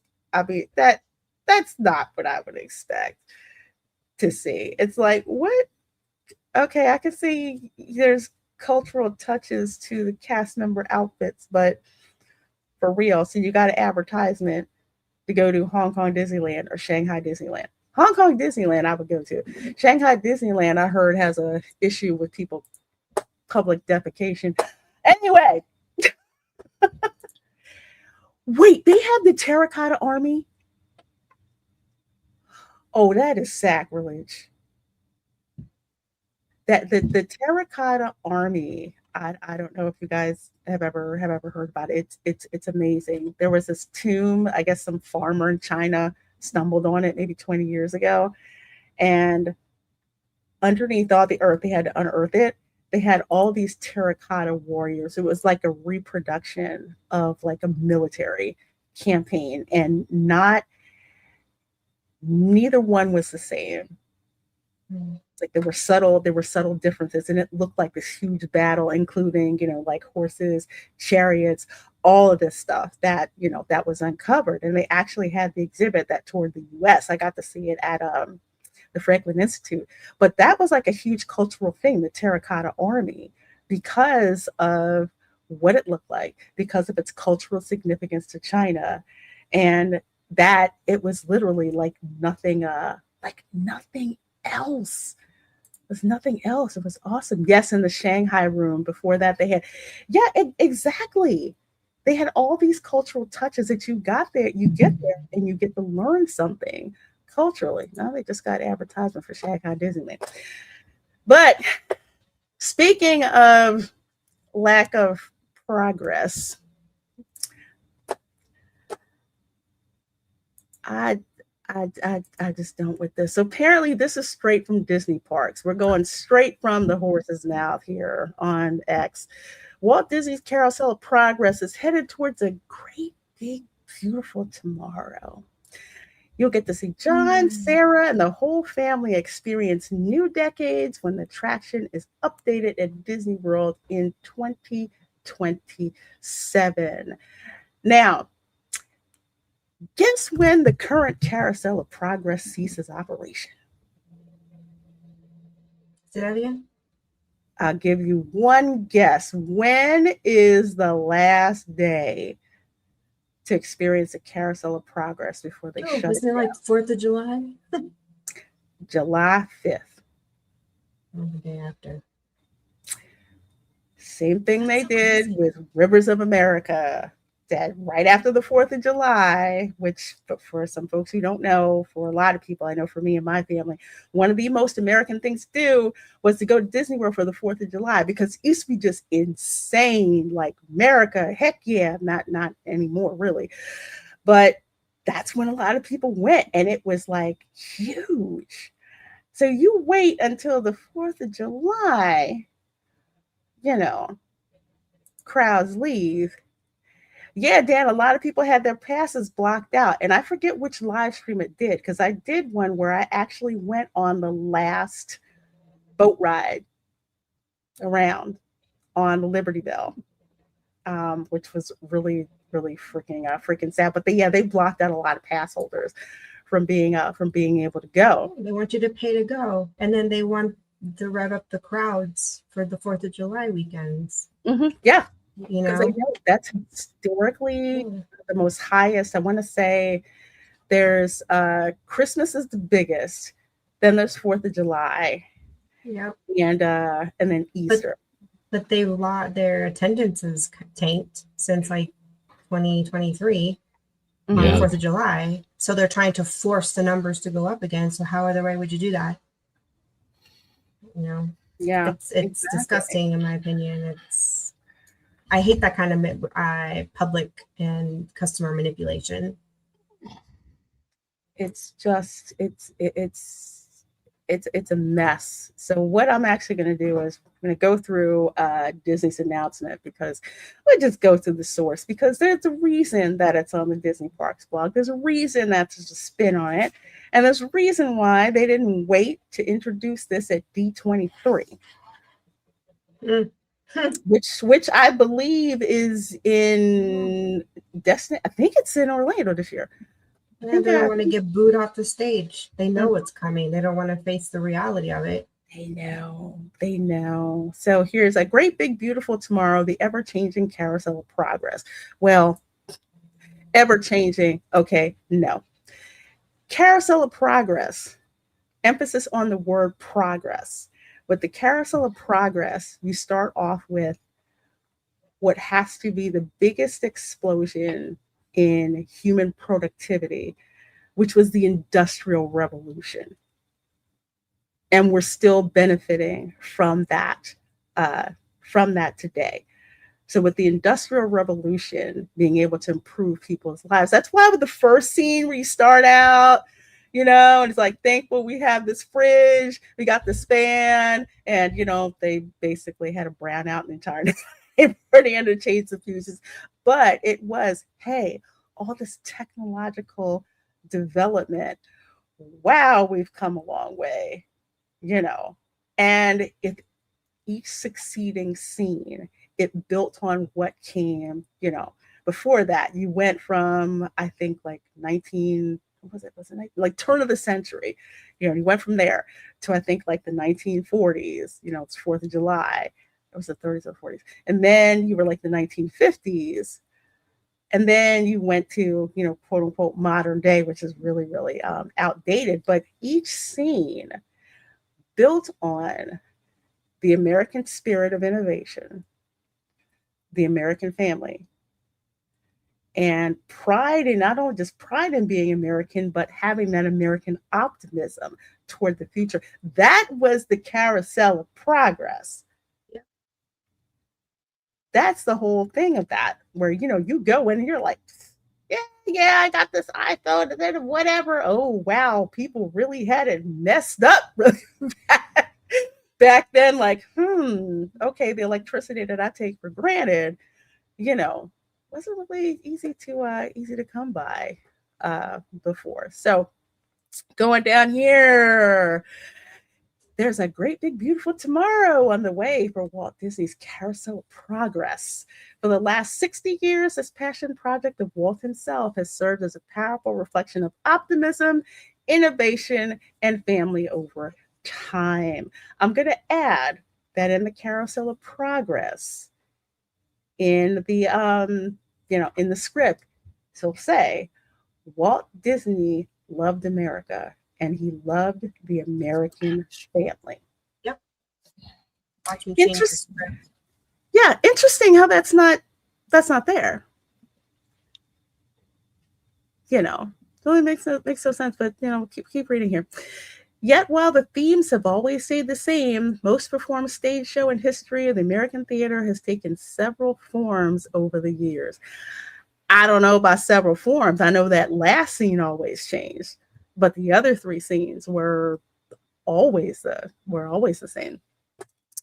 So before we talk about what's next, let's take a look back at its evolution. Okay, this is interesting.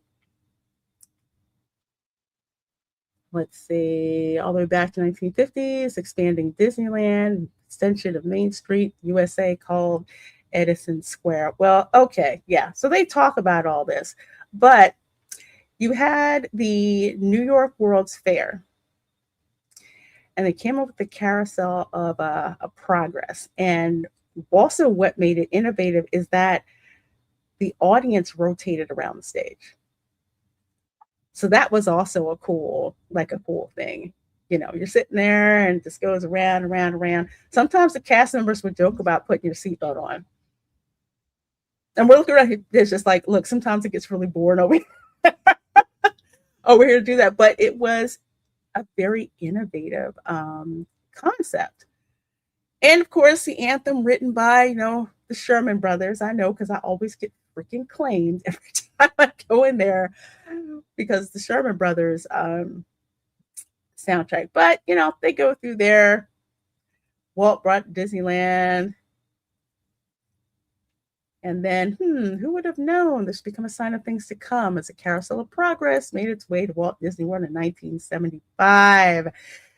Magic Kingdom's attraction has continued to evolve through new scripts, voice actors, and time periods, even full scene updates. I don't know about that. Maybe it's because I was too young, but I do not remember. They may have changed the voicing a little bit, but I do not remember those first three scenes ever changing. The I last don't scene. either. Yeah, thank you. I thought, No, I thought it was no. something crazy I too. have seen Carousel Progress. I saw it first when I was about 5 years old. I saw it again several times in the 1980s, the early 2000s. I only remember the last scene changing, and the last scene, the only update they made to the last scene was like some clothing, I think, recently. Yeah, it was very And Mhm. but the last scene's been about the same since the 1990s. Yeah. Mm-hmm. Yeah, you just had some, they updated I think the biggest update was when they upgraded the Christmas lights, which I thought was pretty cool. You can see the Mickey Nutcracker if you look, See, that look in was the good. I back. loved seeing that. Isn't that cool? It's like it was, for Christmas. And then of course they had the dog, they had grandma. Then of course they updated it with, they updated the like the kitchen, and then you also had the big, huge, like flat screen TV, that was there as well with the VR stuff like that. But that last scene was always relevant to modern day. But all the others were kept the same for the reason of you get to see the progress that happened around. And let's see, because the BR guy said something really good. So the show is about major technological changes from the intimate perspective of an everyday American family.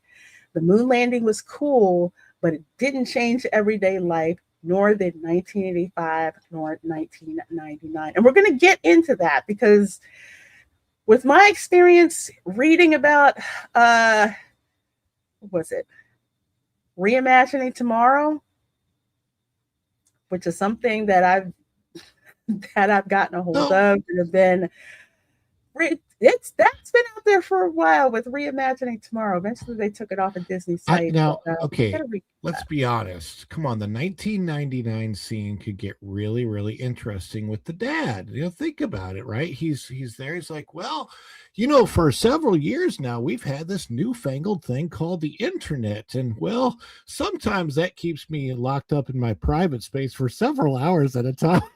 I won't say what I'm doing, but I've pretty much ignored the 4th of July and the Christmas and all the other things that I used to pay attention to. Don't give him any ideas, Ron. I just and I don't know what the dog is doing. Have we seen the dog? Oh my gosh! Don't. Oh my goodness. Well, anyway. Oh my gosh! It's really what are these seeds going to be? It's gonna get Wow. Oh, yeah, Dan. That they're not bringing that back. 4th of July, when the family's getting ready to go to the parade, it's very patriotic. And in Yes. that particular scene, I expect we're not going to have. That's not going to be referenced. So there's not going to be 0 Independence Day, 4th of July references at all in the new update. It's just going to be the moon landing, and then what? The internet. That's it. The moon landing, Y2K, something else, but we'll go through and look at it. Crazy significant about Y2K. It was just, it was the turn of the century, yeah, but in terms of all this, pioneering technological advances, the internet was already there. What came along? The cell phone? Or no, sorry, the improvement of the cell phone. The cell phone had already been invented. It was just improving what was already there. Yes, exactly. It's just irritating how they're not. I don't like how they are just erasing history, referencing, going from horse and buggy to train travel evolving into the automobile, and then the automobile, then we get into aircrafts, flying. They're going to eliminate all that for what? Because we landed on the freaking moon, which, by the way, is already showcased at Epcot in Spaceship Earth. Yes. So you're just adding the same scene, a different version of the same scene in another attraction in another park. It's just redundancy at that point. Absolutely.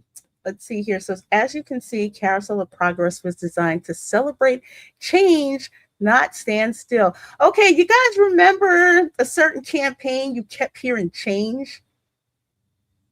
Hope. Someone in a certain campaign postered, hopey, changey, change. We need change, not progress. We need change.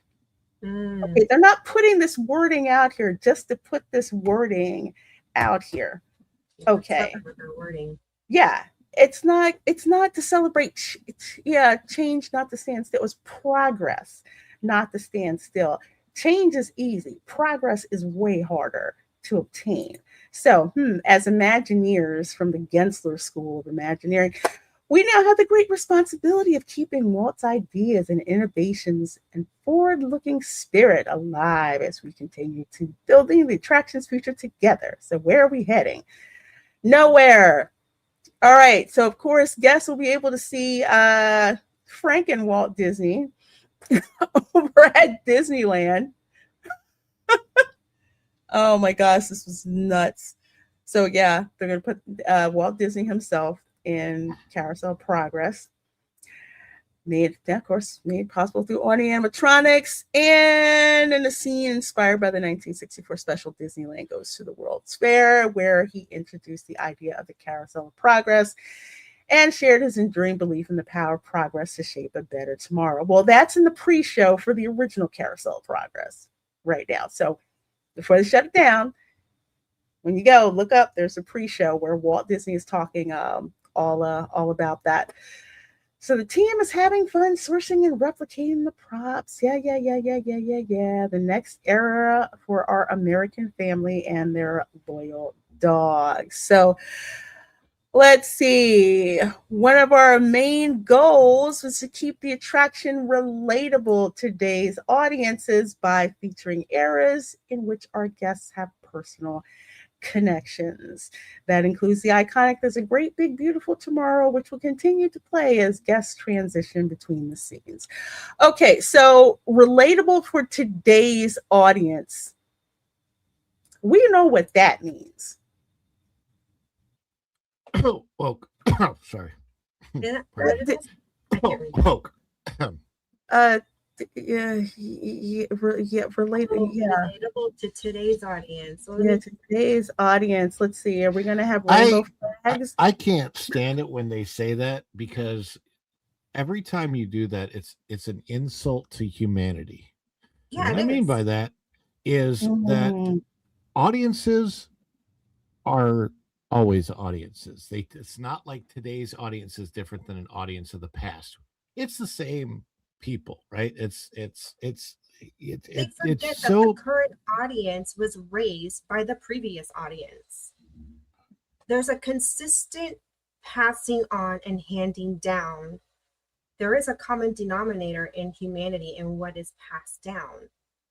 And, MJ brought up a good point the other day. I forget which stream it was on, that her kids are disappointed in these changes because they liked going on the original version and learning about how life was like in those earlier pioneer days when electricity was invented, plumbing, uh, you know, train, travel, all those things. And they're taking all that away. And for what?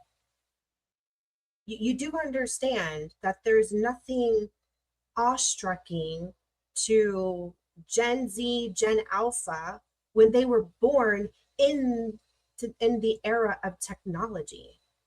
You're going to bore them. What they really like is how did we survive and live before all these inventions? That's attractive to kids.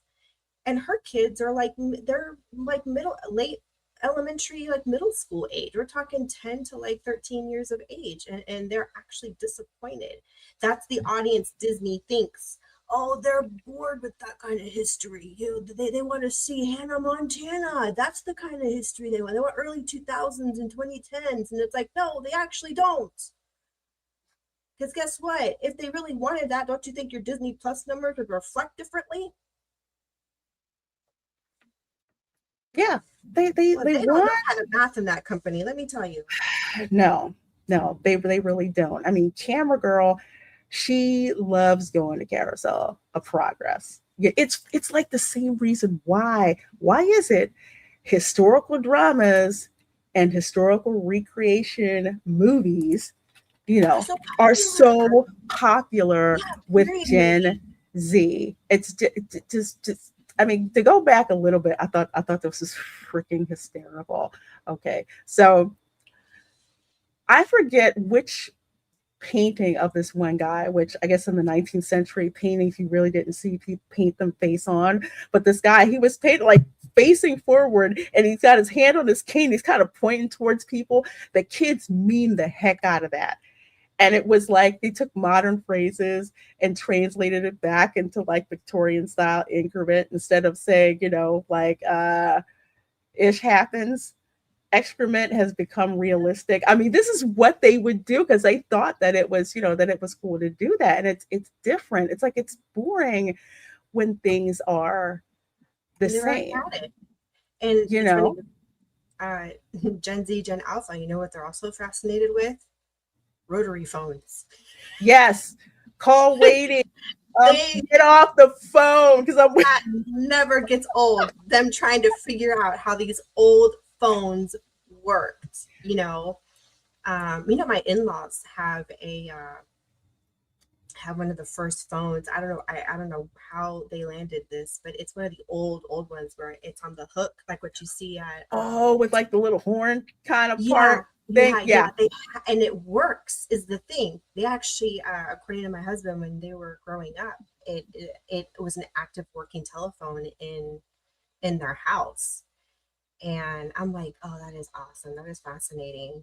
I don't know if they still have it, but it is quite the relic that they have in their house.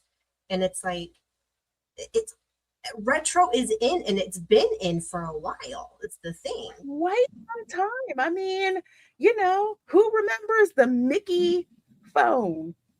The I always 1974 wanted version. one. I'd actually probably still buy one. Just put it somewhere in the I would totally buy that. The There's a kids giant are one at Pop Century.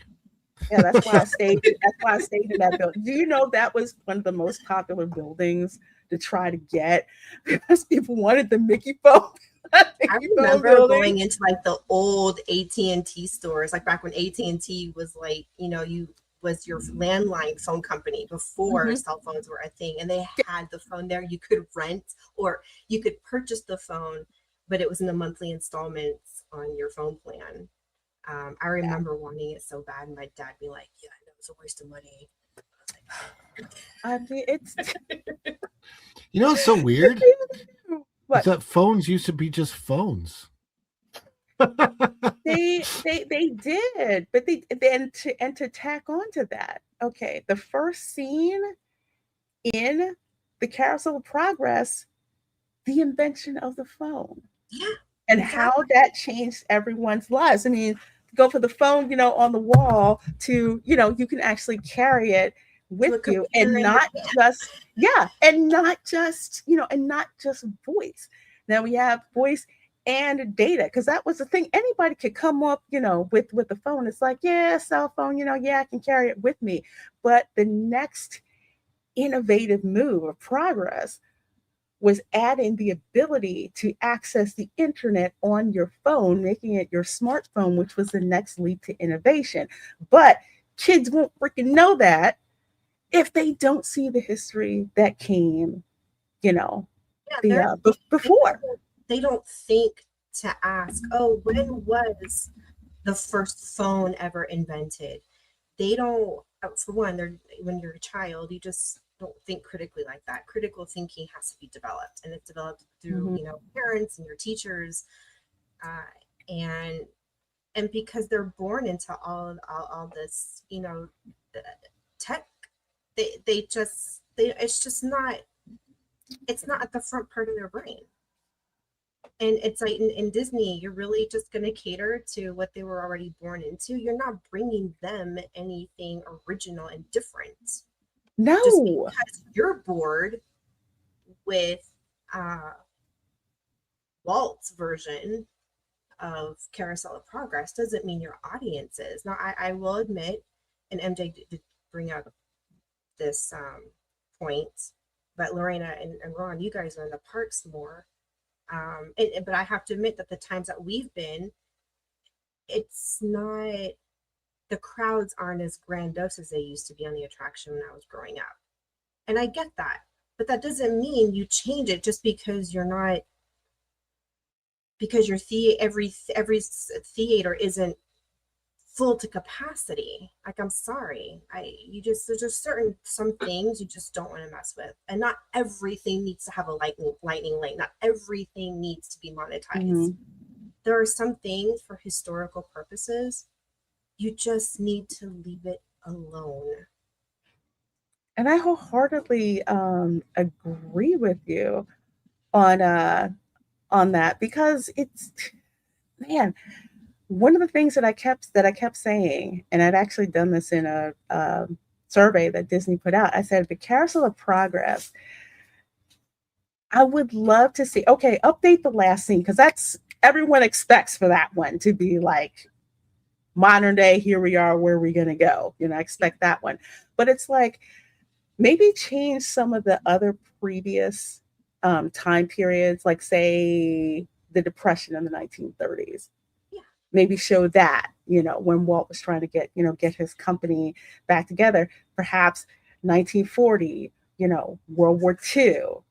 And even if they wanted to exit, I can even see, even with 1960, the space program was the biggest American technological achievement at that time. We were trying to beat the Russians to the moon. And we also cleaned out a lot of stuff in Germany called Operation Paperclip. And we got Werner von Braun actually to come over here to teach our engineers. And that's how we got, that's how the space program came Yeah, that about. was But it's that was the time that Arnim Zola had infiltrated Shield. Oh, I mean, no, wait, that's a whole. That was fiction. My bad. Sorry. but it's like that's I would love to see, that kind of stuff. If the 40s were not that popular, then tell me why is it that Call of Duty, Modern Warfare, World at War, one of the most popular incarnations of first person shooter games is World War II. For real. I mean, still it's reference the moon landing, just change the script a little bit, yeah, exactly. in the scene where it's like the 1960s, and all it is just a change of the script. You can reference it, you don't necessarily need a visual. I guess if you really wanted to have a visual, you could have a TV somewhere nearby that has like a recording, like an old videotape recording of a man walking on the moon, but it doesn't require a massive overhaul. No, I agree with Dan. I wish that they could have a bigger carousel.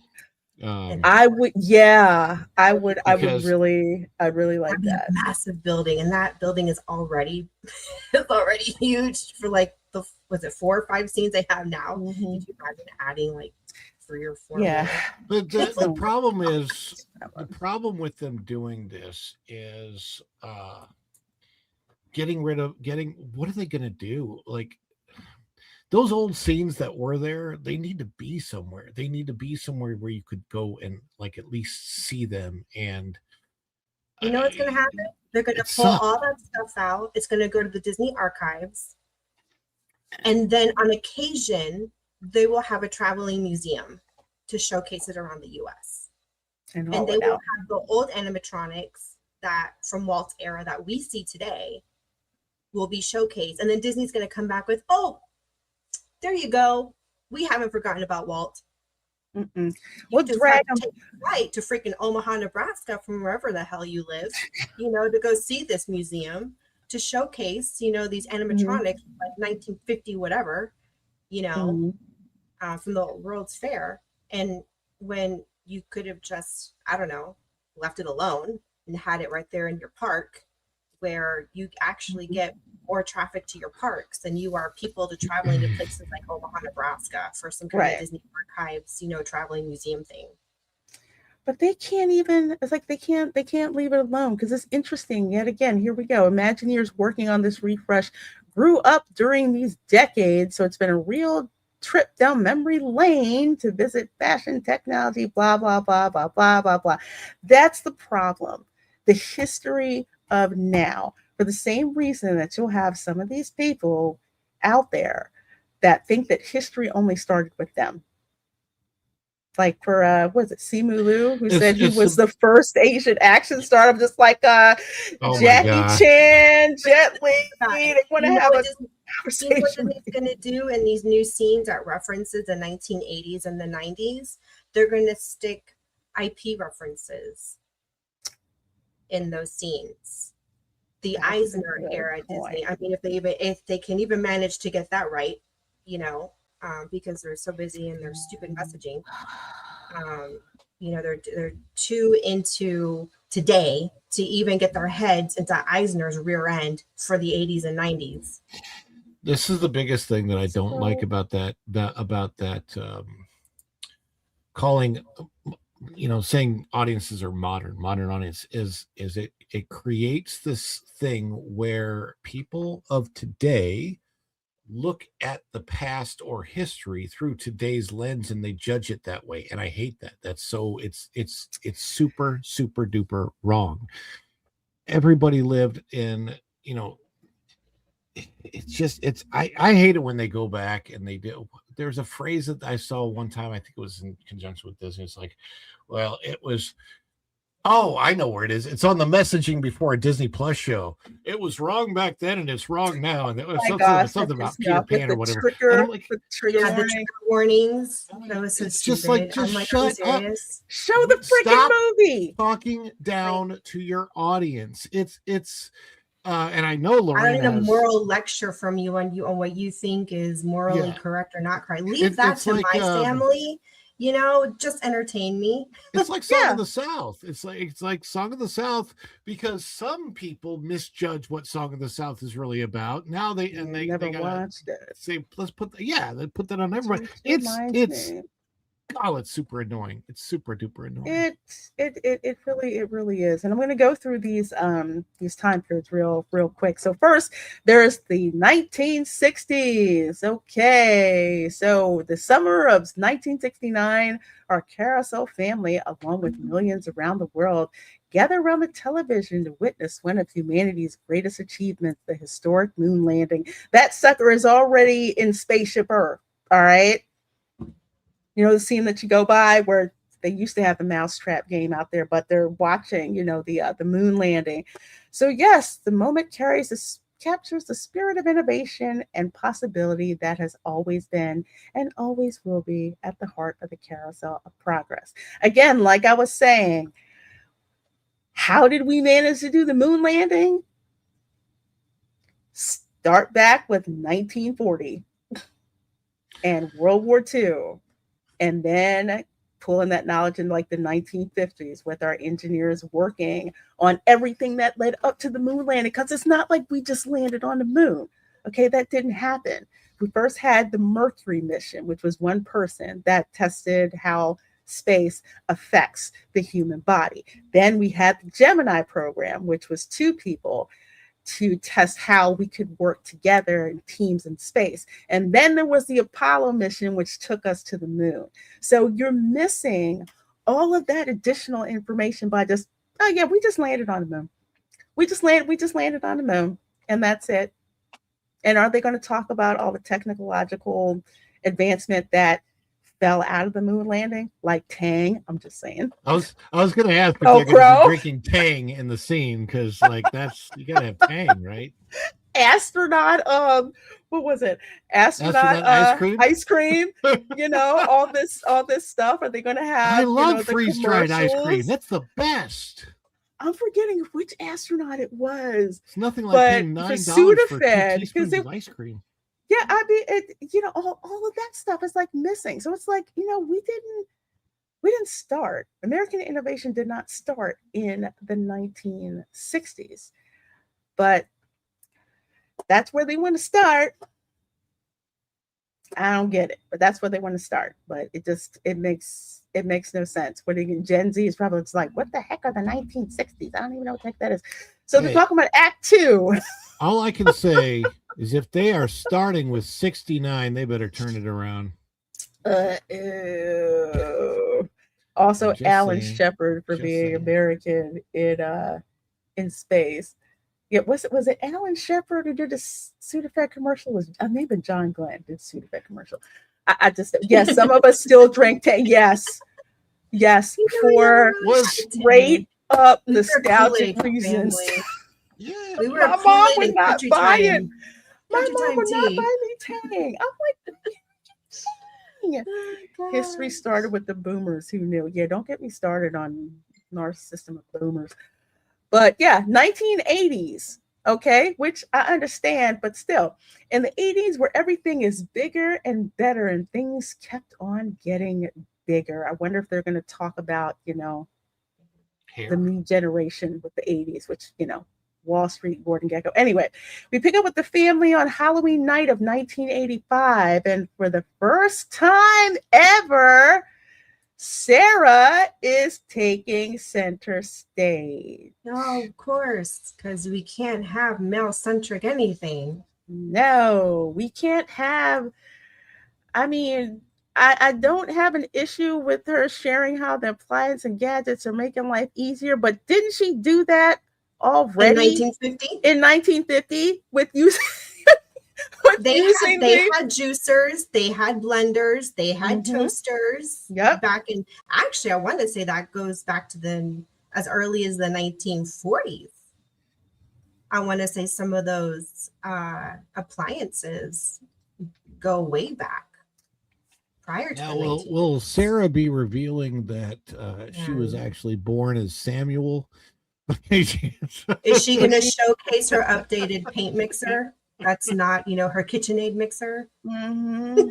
Is she gonna have blue hair and a bull nose ring? I mean, I'm just, Well, I, we got to be progressive. I'm Mom just can't be a sick. traditional looking mom. She's, No, got to be, she can't be afraid to show off her body and, Mhm. express herself. Oh, that was Walty Sharaf for Actifed. Thank you. I knew it was some medication that I had to take because Benadryl put me to sleep. I've had allergies ever Man, since I I was haven't little. heard that word in years. No, right? Is that what Sudafed is now? No, Sudafed. I remember Sudafed is different. Sudafed had like this coating on it. Actifed did not. Actifed didn't. But I just remember that the 80s were some.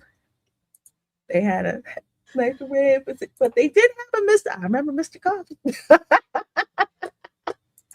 Will they focus on the personal computer? I don't know. Yet again, they have already got that. Yeah, we already got that in the last scene right now where the mother is on a laptop. That's right. She's on the laptop. She's, well, I think, yeah, she's on the desktop she's computer. programming the kitchen to be a smart kitchen. Mm-hmm. She's basically the IT boss of the household. That's what they're showcasing right now.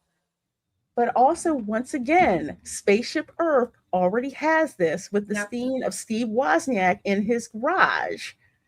Yeah, creating the Apple computer sisters are doing it for themselves. I keep thinking of that scene from Married with Children. And that's what I was saying, Dan. That's already there. And John's handing out candy to trick-or-treaters, and poor Uncle Orville can be found in the bathroom with no privacy around here. What does Uncle Orville have in the bathroom with him? We don't want to know. A tablet? Yeah. He's got a tablet. That's great. Yes, they did. They did. An incarnation of it's so crazy. Yeah. If you go on YouTube and look at, just type in like retro kitchens or 1960s, 50s kitchens, you will see old vintage, almost infomercials from back then that have been updated in color and like have HD quality, or I guess they cleaned it up with AI. And they are literally like infomercials on what the latest technology was available at that point for a modern day kitchen for a woman. And let me tell you, some of the inventions they had back then, I wish they had now in kitchens. Like they had some really advanced ideas and concepts, but and understand that back then these videos were for your upper middle class, wealthy class families that could afford these advanced fancy kitchens, and it's just crazy how God, like we had the pot filler today, right? Which is kind of the thing. They had these nooks and crannies where you could store your flour and your sugar and your coffee. They I don't know, I can't explain it, but it's just fascinating to see the models that were modeling a mother in the kitchen, how they dressed, their hair and makeup, the narrator, the skirt, it's like I remember I love those some of those I love watching the videos. And because in addition to like the upper class, but they were also marketing to a lot of veterans, because now you had people back from World War II, with the whole boom in like American production. So you also had that, like if you ever see, the ads, this is the perfect place to settle, and it was very, very commercialized. So kitchen gadgets from the 1950s were something else. they had some really good ideas. And I don't know what happened over the years, the eras that a lot of those concepts just never stayed around essentially. But I looked around, I'm like, some of these like kitchens from back then, when you're looking at these old vintage infomercials, I'm not gonna lie, I think I'd rather have a kitchen have the wealthy family's kitchen from 1965, the one we get today. It's and it's funny because they showcase brands that we know today, like GE, and I guess like I want to say, is it Whirlpool? Maybe it's been around that long. I know GE. I remember GE being mentioned in one of these, and the latest of GE. Yeah, we bring these things to life, and even some things like no joke, the darn KitchenAid stand mixer. You will have to pry that thing from my cold dead hands, and I don't know how long it's been like around. But it seems to me like it's always been around, the KitchenAid mixer. I think it does date back to the 50s, KitchenAid, the mixers anyways. I do think it goes way, way back, which is why I had to get me a new one. I love mine. I'm like, what do you mean there's a pasta attachment on it too? I freaking love mine since the 1930s. Oh, okay. Okay. Yeah, that checks. If you ask me what was like the OG kitchen gadget, like from back then, I would say like the KitchenAid. And that's the thing with the KitchenAid stand mixer. It's like purposely retro looking. Like that's what would sell. My mom wore dresses all the time and would dress up to go grocery shopping. Yeah, that was my grandmothers were like that. You did not leave the house unless you were presentable to the public. Yes. You had to look classy when you left the house. And I distinctly remember, at least one of my grandmothers, saying, you don't want people looking at you like you're trash. Exactly. You're not trash. And I'm not raising trash. No. I'm raising a lady. And they were very blunt about, they're very blunt in their words, that generation what did they call the boomers before the boomers? Oh gosh, I forget. Our grandparents. I forget. Because our parents are boomers, but what were their parents? They other categorically known as the greatest generation. The greatest. Okay, so it was that generation, and they didn't. Those women did not mince any words with their granddaughters. You are not trash. You're not going to look like trash because I'm not raising trash. Yeah, they're like, we may be poor, but you know what? Soap and water and good manners are free. Yep. Exactly. So yeah, they had the greatest generation who raised the boomers, and the boomers tried to indoctrinate us, and that didn't work. But we listened to our grandparents a whole lot. No, we did, didn't we? Isn't that crazy? And they indoctrinated us like, it was crazy. They're just like, okay, our kids are a lost cause. So that's why I swear to God, I'm like, man, why is it more often than not? I'm just like, man, that sounds like good old fashioned communism. Oh my God, I sound like my grandfather. I sound like my grandfather. I'm like, I thought he was making this stuff up. No, it's crazy. That's literally why Gen X is the way we are. Our parents can do anything with us, but our grandparents. And one of the scenes, they're going to change the grandmother flipping, how you have the scene we have now where she flips the TV to wrestling, the old boxing. I don't remember if wrestling, it was just boxing. Yeah. Well, now in the new scene, and this is where the whole IP thing comes in. They're going to have her flip the channel to essentially like probably WWE or WCW from like the 80s or 90s. So the scene will be there. It's just going to be updated to her flipping the channel when Grandpa falls asleep. To probably, because you figure Disney's got that ESPN, the sports ESPN, but do they I wonder if they're going to like kind of you know what I mean, just put a little reference like in there how they do that, which would make sense because wrestling was so like huge in the 80s. Yeah, that'd be interesting to see what they do with that, if they have the darn license.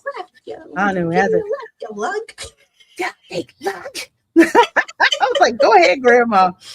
So now we go to Act 3, the new millennium, which is Y2K, which was so uneventful if you lived through it. I mean, I was in tech and we're just like, this is the biggest freaking enough. Being on call, okay, for New Year's Day, just in case, and then finding out all this old ass software, which is still running your bank software. I'm sorry to tell you, your bank software, the software that fills your prescriptions and all that stuff.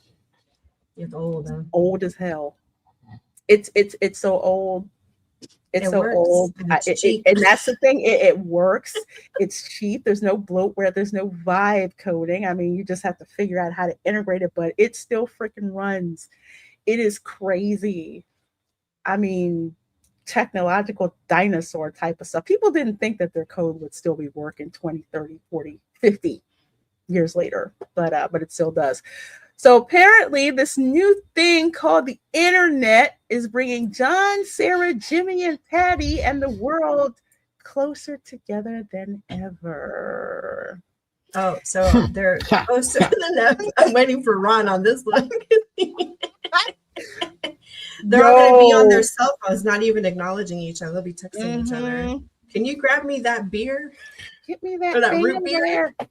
Get me that thing. Are they going to show the AOL screen where the guys and you'll hear the dial-up in the background? Yeah, hear the dial-up noise. You know, that kind of thing is going on. Are they going to have Lycos Messenger? Or Alta Vista? or something like that. Or you know what they're gonna have? You know what they're gonna have? Google search engine. But Google didn't come around until Google has been around since 1998. They've been around and then around 19 I want to say 19, was it 1999, 2000? It's pretty close. I think like right around turn of the century. It's when Google came around. That would make sense. Let's see. I'm trying to think. I'm gonna look this up right now. Do you think the reference Google was officially Google was officially launched in 1998. Okay, that makes sense why I wasn't aware because you understood officially, the household I was raised in. Officially no technology in that house. Yeah, the only reason I know is because I was in tech and they're just like, yeah, we got this new search engine called Google. You just put stuff in there and like forget Alta Vista, forget Ask G, forget all that, forget Yahoo. Ask Jeeves. I remember Google. All it was Google and a search bar. And I kid you not, my kid did an entry for the Google Doodle. She didn't get picked, but I still had the artwork. But yeah, it was just Google. So they're probably gonna have, Google. Let's see. If you're anything like my family, not everybody is making it to midnight. Grandpa's already nodded off. Grandma sneaks to the TV to watch wrestling when nobody's looking. I'm guessing it's not going to be Hulk Hogan. It'd be funny if it was. But it sure would. Well, you know what? It'll probably be the freaking Rock. Probably. Yeah, I'm gonna call it right now. It's gonna be Rock. It's got to be a modern day reference. They're not actually going to be historically accurate on any of this. No. He's got to yell. Two things. They have to show the Rock, and he has to say, "Can you smell what the Rock is cooking?" I remember Cold Stone Steve Austin being the big thing in the later 90s. Him? For wrestling. Yep. I remember more of him than I do The Rock. I don't know why. I don't know. I wasn't an avid follower of wrestling either to know like when all these characters came into play in order. Raph would know. He freaking followed it his whole childhood. I mean, you had the Rock, Steve Austin, The Undertaker. He was a big one. Mm-hmm. It was pretty cool. Yeah, you guys. Yeah, too. Stone Cold, The Undertaker. Yeah, WWE. Yep. So that's the 80s. And then we go to the possible future. And this one scares me the most. As we reach the end of our show, we see the family one last time in the distant future in an out of this world home From a helpful robot assisting with everyday tasks to space travel, the scene imagines a future where extraordinary innovation has become part of life and proves that a great, beautiful tomorrow is just a dream away. Okay, we've seen this. We have Roombas. We have Roombas, Roombas can Elon's mop got floors the now too. we got that. We got Siri. Yeah. They're gonna use Siri. They're gonna You use think Siri. I'm wondering if they're gonna put Wally in there. Then Wally yeah. will bring Grandpa's root beer to him. Mm-hmm.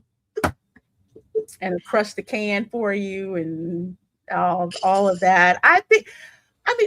This same artwork looks like the same artwork that's in that last part of Spaceship Earth. Yep, it's the same concept. Thank art. you. When you're doing the flat screens, and they change Mm-hmm. to put your head on the little avid. Yeah, I was noticing that too. The art is the same art style.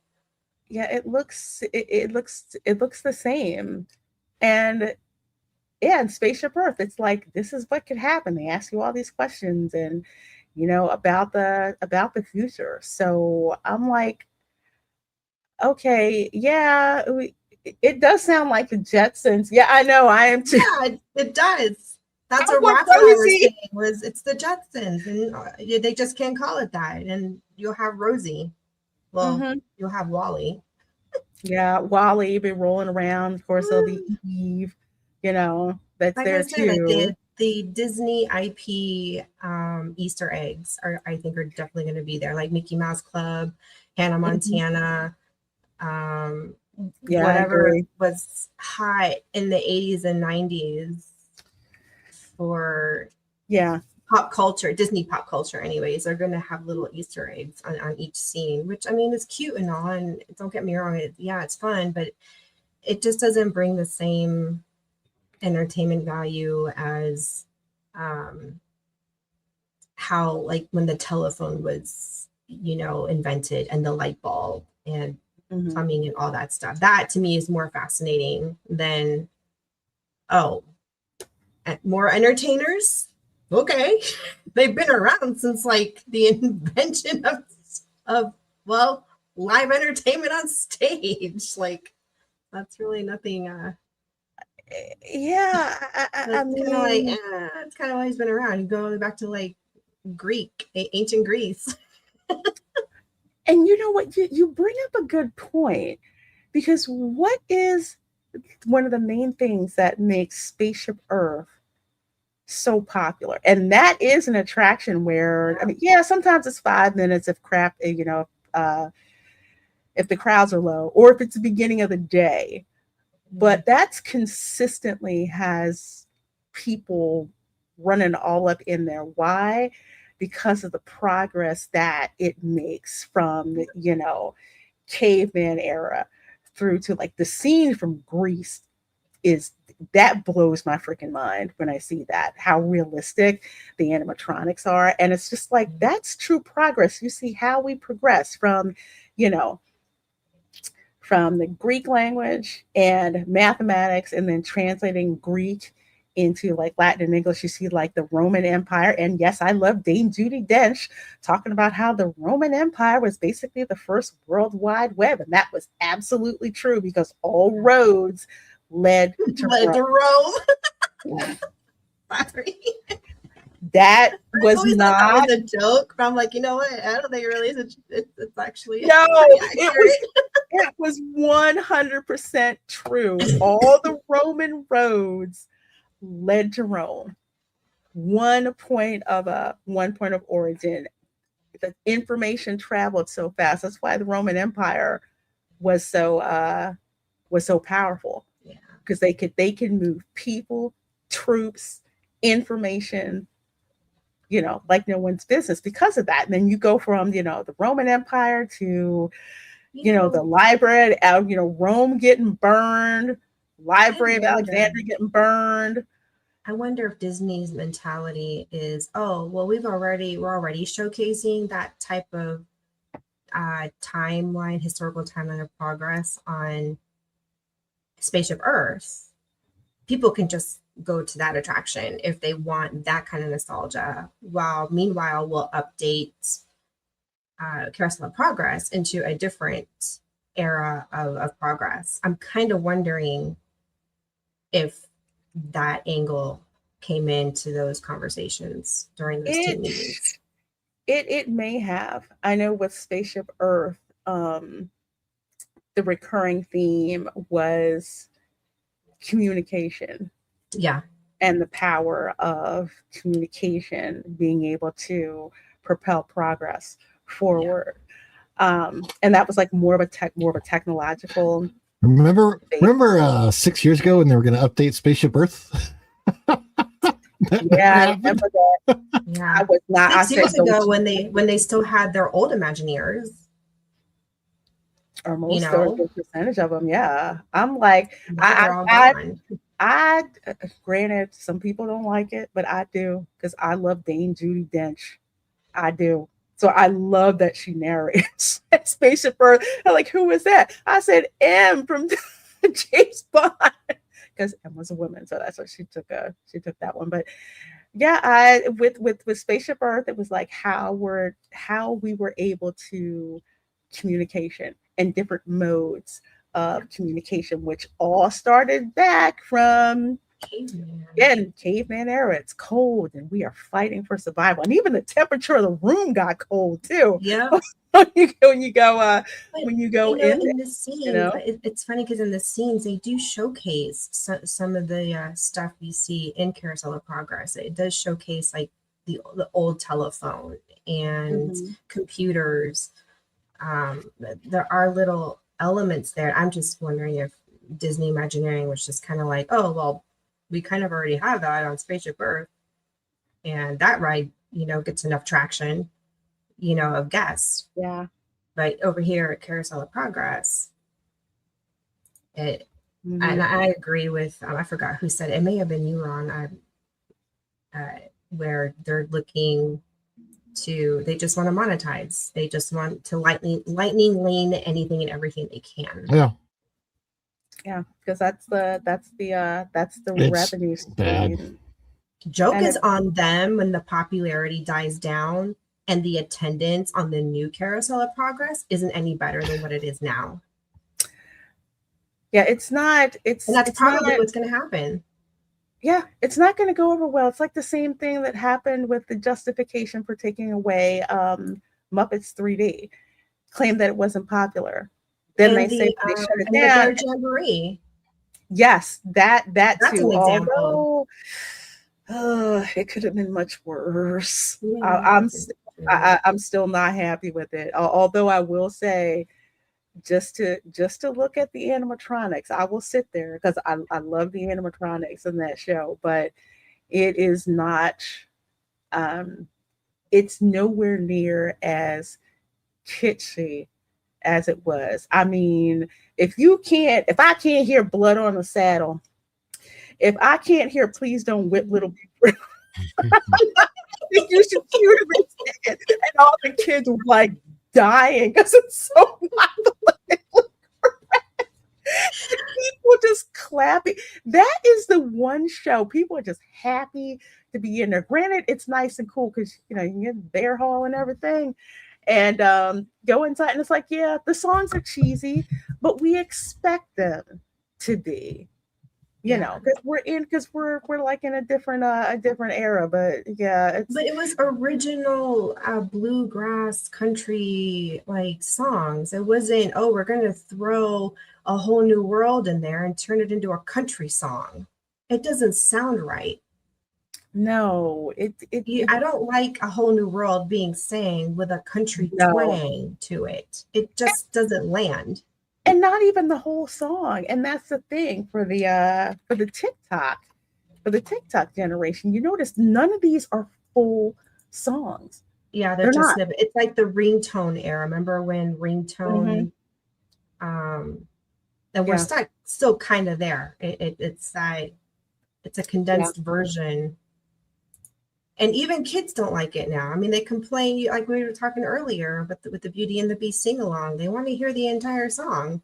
Yeah, they want to hear the whole entire thing. So, like I said, keep an eye on what's going on with this, but I'll make this prognostication right now. As soon as Carousel of Progress gets updated, Liberty Square is on the chopping block next. I've been saying that for years. I have been telling Raf since we were dating. I don't know what it is. It's just something about this area. One day, I'm telling you, it's They not going to don't be here. know. And Being then in, when we went on Hall of Presidents, was it back in 2016? It was like the real hype of all the mm-hmm. division, the political division. And when we sat in that theater and there were people clapping and booing, and the fact that you have to have security in there to ensure that I people are know. going to, be quiet during the show. When that started happening, I'm like, okay, it is on the chopping block now, even more than it ever was. Exactly. And I agree. I think it's now, I have been saying for a while what they could have done, which I would have been okay with, um, convert Liberty Square into a New Orleans square. And with the Rivers of America being right there, and right Mm-hmm. adjacently right there, you had the Liberty or the Mark. Liberty Tree Yeah, in Tavern. you had Yeah. the boat. You had the like the southern, Louisiana boat. And I'm like, Mm-hmm. they could have done Yeah, the so much. riverboat. They could have done so much That's with fantastic. Tiana by turning Mhm. Liberty Square into a mini New Orleans, and then you got the boat right there. They could have done so much with that, and without ripping it out and doing what they're doing now. Yeah. And I totally take that Liberty Square thing personal because once you find out that you have um, distant ancestors, cousins, families who were fundamentally involved in the founding of this country, it becomes even more offensive.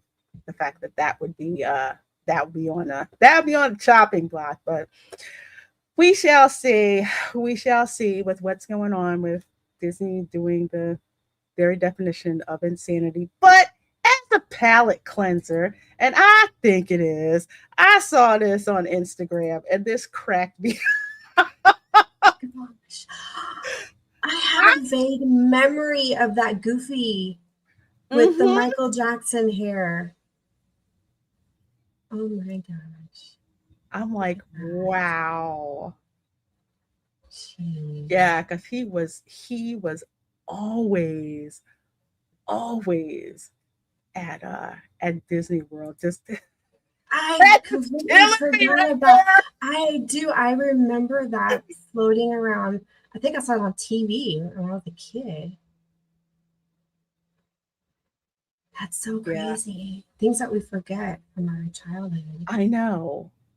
I know that's one of the great things about the internet. And if Disney was smart, if you want to do something for quote unquote modern audiences, Gen Z discovering through technology what was in the past. Finding out these things like, hey, I wasn't around there, but what really they would do this. This is what happened. Back then, you can't change for the sake of change is fruitless. It's absolutely fruitless. And you're going to see the results of that happens. Of course, Rivers of America start turning into, dirt rally that you can do anywhere.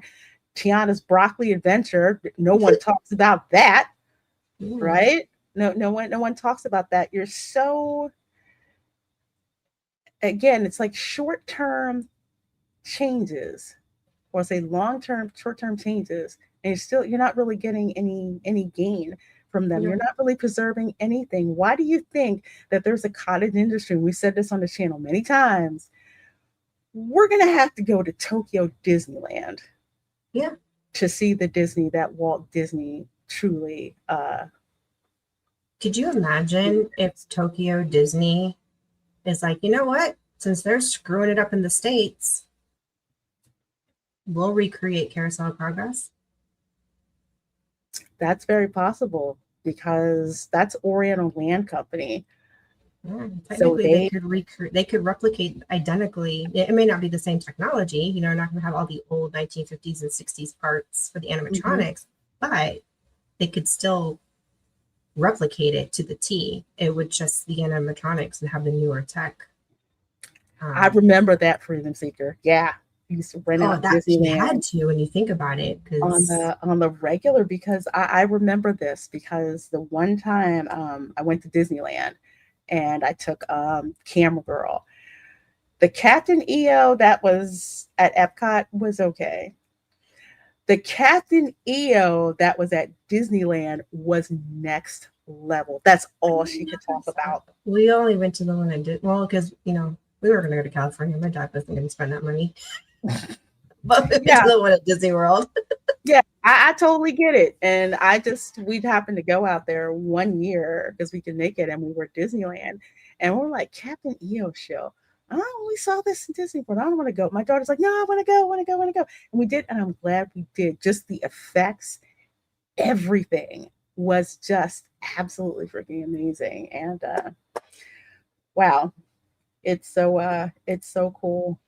Yeah, Gen Z is that well, Mm, some of them are discovering for the first time. Some of them have known Michael Jackson songs without knowing that they were Michael Jackson songs. Because yeah, there's like music that I cannot remember the names of, but if I hear them like from like dude. the 60s and 70s, I know what I don't know the name, but I Dude, know the Gen song. Z is more in tuned to music from the 70s through the 90s and even the newer stuff that they're playing. That It's is it's true. crazy. Like all of my son's friends, they're all up in the 90s rock and alternative and heavy metal. They don't even really like the new stuff and the new bands. They're No, tuning into the old, and it doesn't matter if the artist is dead or alive. no, The it's like music is old just school. better. It's like old school R&B, old school rap. Just Yep. they're just like going back to all this other stuff. When rock was nothing but a party, Yeah, and Guns N' Roses it was doing really a lot of was. drugs. Anyway, We anyway, won't say folks, that out thank loud. you so much. Yeah, I'm sorry I said this in the end of the show. Um, thank you guys for hanging out with us for Resort Recon Lab. We sure do appreciate it. We just have fun talking, talking with you guys in the chat, bringing up stuff that's out in the theme parks. Erica, what do you have going on, and where can people find you? Oh goodness. So a lot's going on. We moved from Germany to El Paso, Texas, and we've been here barely a month. I'm in my temporary setup in my closet. That's why I got a virtual background. And we're still getting settled, but we are still live streaming on Fridays. I did have to change the time because, new time zone, work schedule. So we are now on Fridays at 5 p.m. Mountain Time, which is 7 p.m. Eastern time. And I know it can be a bit of an inconvenience, but that's with Raf working, and a whole premise of the stream is me and Raf, you guys hanging out with us together. That was the best we could come up with his, 40-hour a week schedule. And but yeah, so that's we're just streaming once a week. We haven't Raf is anxious to start vlogging and doing our local stuff. And I'm over here nervous about it because I'd rather have my entire rig with my monitors to edit because I don't really have all my equipment. But yeah, that's pretty much what's going on our channel. Okay, well, folks, make sure that you subscribe to Erica's channel. I'll have the link to her channel and link to Ron's channel at the end of the stream. Ron, where can people find you, and what do you have going on here? Well, we do the dish live on Mondays, Tuesdays, and Wednesdays. Mondays at 2:05 p.m., Tuesdays at 3:05 p.m., and Wednesdays at 4:05 p.m. It's pretty easy to remember, 234. And sometimes my wife and I will do a live on Sundays at 5 in the afternoon. I'm also working on some other videos, some of which we covered a little bit of those topics today, but it's I'm working on my first like essay / documentary type of video about changes that Disney made that they probably wish they hadn't at this point. So it's going to be interesting. I was working on it this morning, and I'm excited for it to come out because it's going to perhaps change some things on the channel, and especially if it works out well, I want to do more like it because I'm having an interesting time just researching it, and then it's interesting. So, and that, and then of course I had I was recently did the update on Rock and Roller Coaster, so that's on the channel. Star Wars Day is on the channel, and quite a few other things. So go check it out. Right. Follow the Bradley's Fun. Yes, folks, and you can see their links down there in the description box. Make sure you subscribe to them. As for your girl, change in what film we're actually going to see tonight for my watch party. So at 8 p.m. Eastern tonight, we are having a watch party, myself and Retro Nerd Girl, for the 1985 film Masters of the Universe, starring Dolph Lundgren. I know where you're going with that. Yeah, we are watching that. You're going to watch that first before you head to the movies to watch the new one? With Monica Geller? Yeah. Yeah. So I was going to go Wednesday for the early access event, but I can't make it. So I'm going to go Thursday to go and see it. So in preparation for that, yes, we are watching the OG Masters of the Universe film. It's time in a bottle. That's mildly.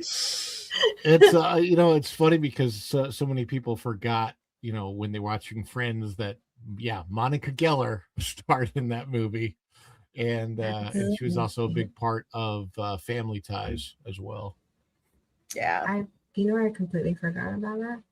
Yeah, I did too. Yeah, I was really, really young when Family Ties was like a popular TV show. Mm-hmm. I just watched it on I have the power. I can't wait. So that, of course, tonight at 8 p.m. Eastern, and of course, Sunday, 8 p.m. Eastern. Welcome to Florida. Only in Dade. If you don't know, you need to check out the show to find out. Yeah, only in Dade. What makes Dade County so darn fascinating and so darn weird? And by Dade County, we're talking Miami, Hialeah, that whole area. Yes, lots of video. So we're going to talk about that only in Dade. And for my channel members, tomorrow at 1 p.m. Eastern, we are going to be watching the remaining, I believe, 5. Yeah, the remaining 5 episodes of Spider Noir. We are watching it in black and white. We were only going to watch 2 episodes on Thursday, but it was so good. We watched the 3rd episode, and oh my God, the end of the 3rd episode, we're just like, what did I just watch? What did I just see? So yeah, we're going to be catching up with that amazing show. So if you're a channel member, watch the posts over on my channel. I'll have the Cosme link ready to kind of remind everybody. So we're gonna be watching that. So thank you guys so much for supporting my channel. Please do support all of my guests here on the panel. Let us know in the comments, what do you think about the Carousel progress being updated for modern audiences? We would like to hear from you. Much love. Take care, everyone. Bye.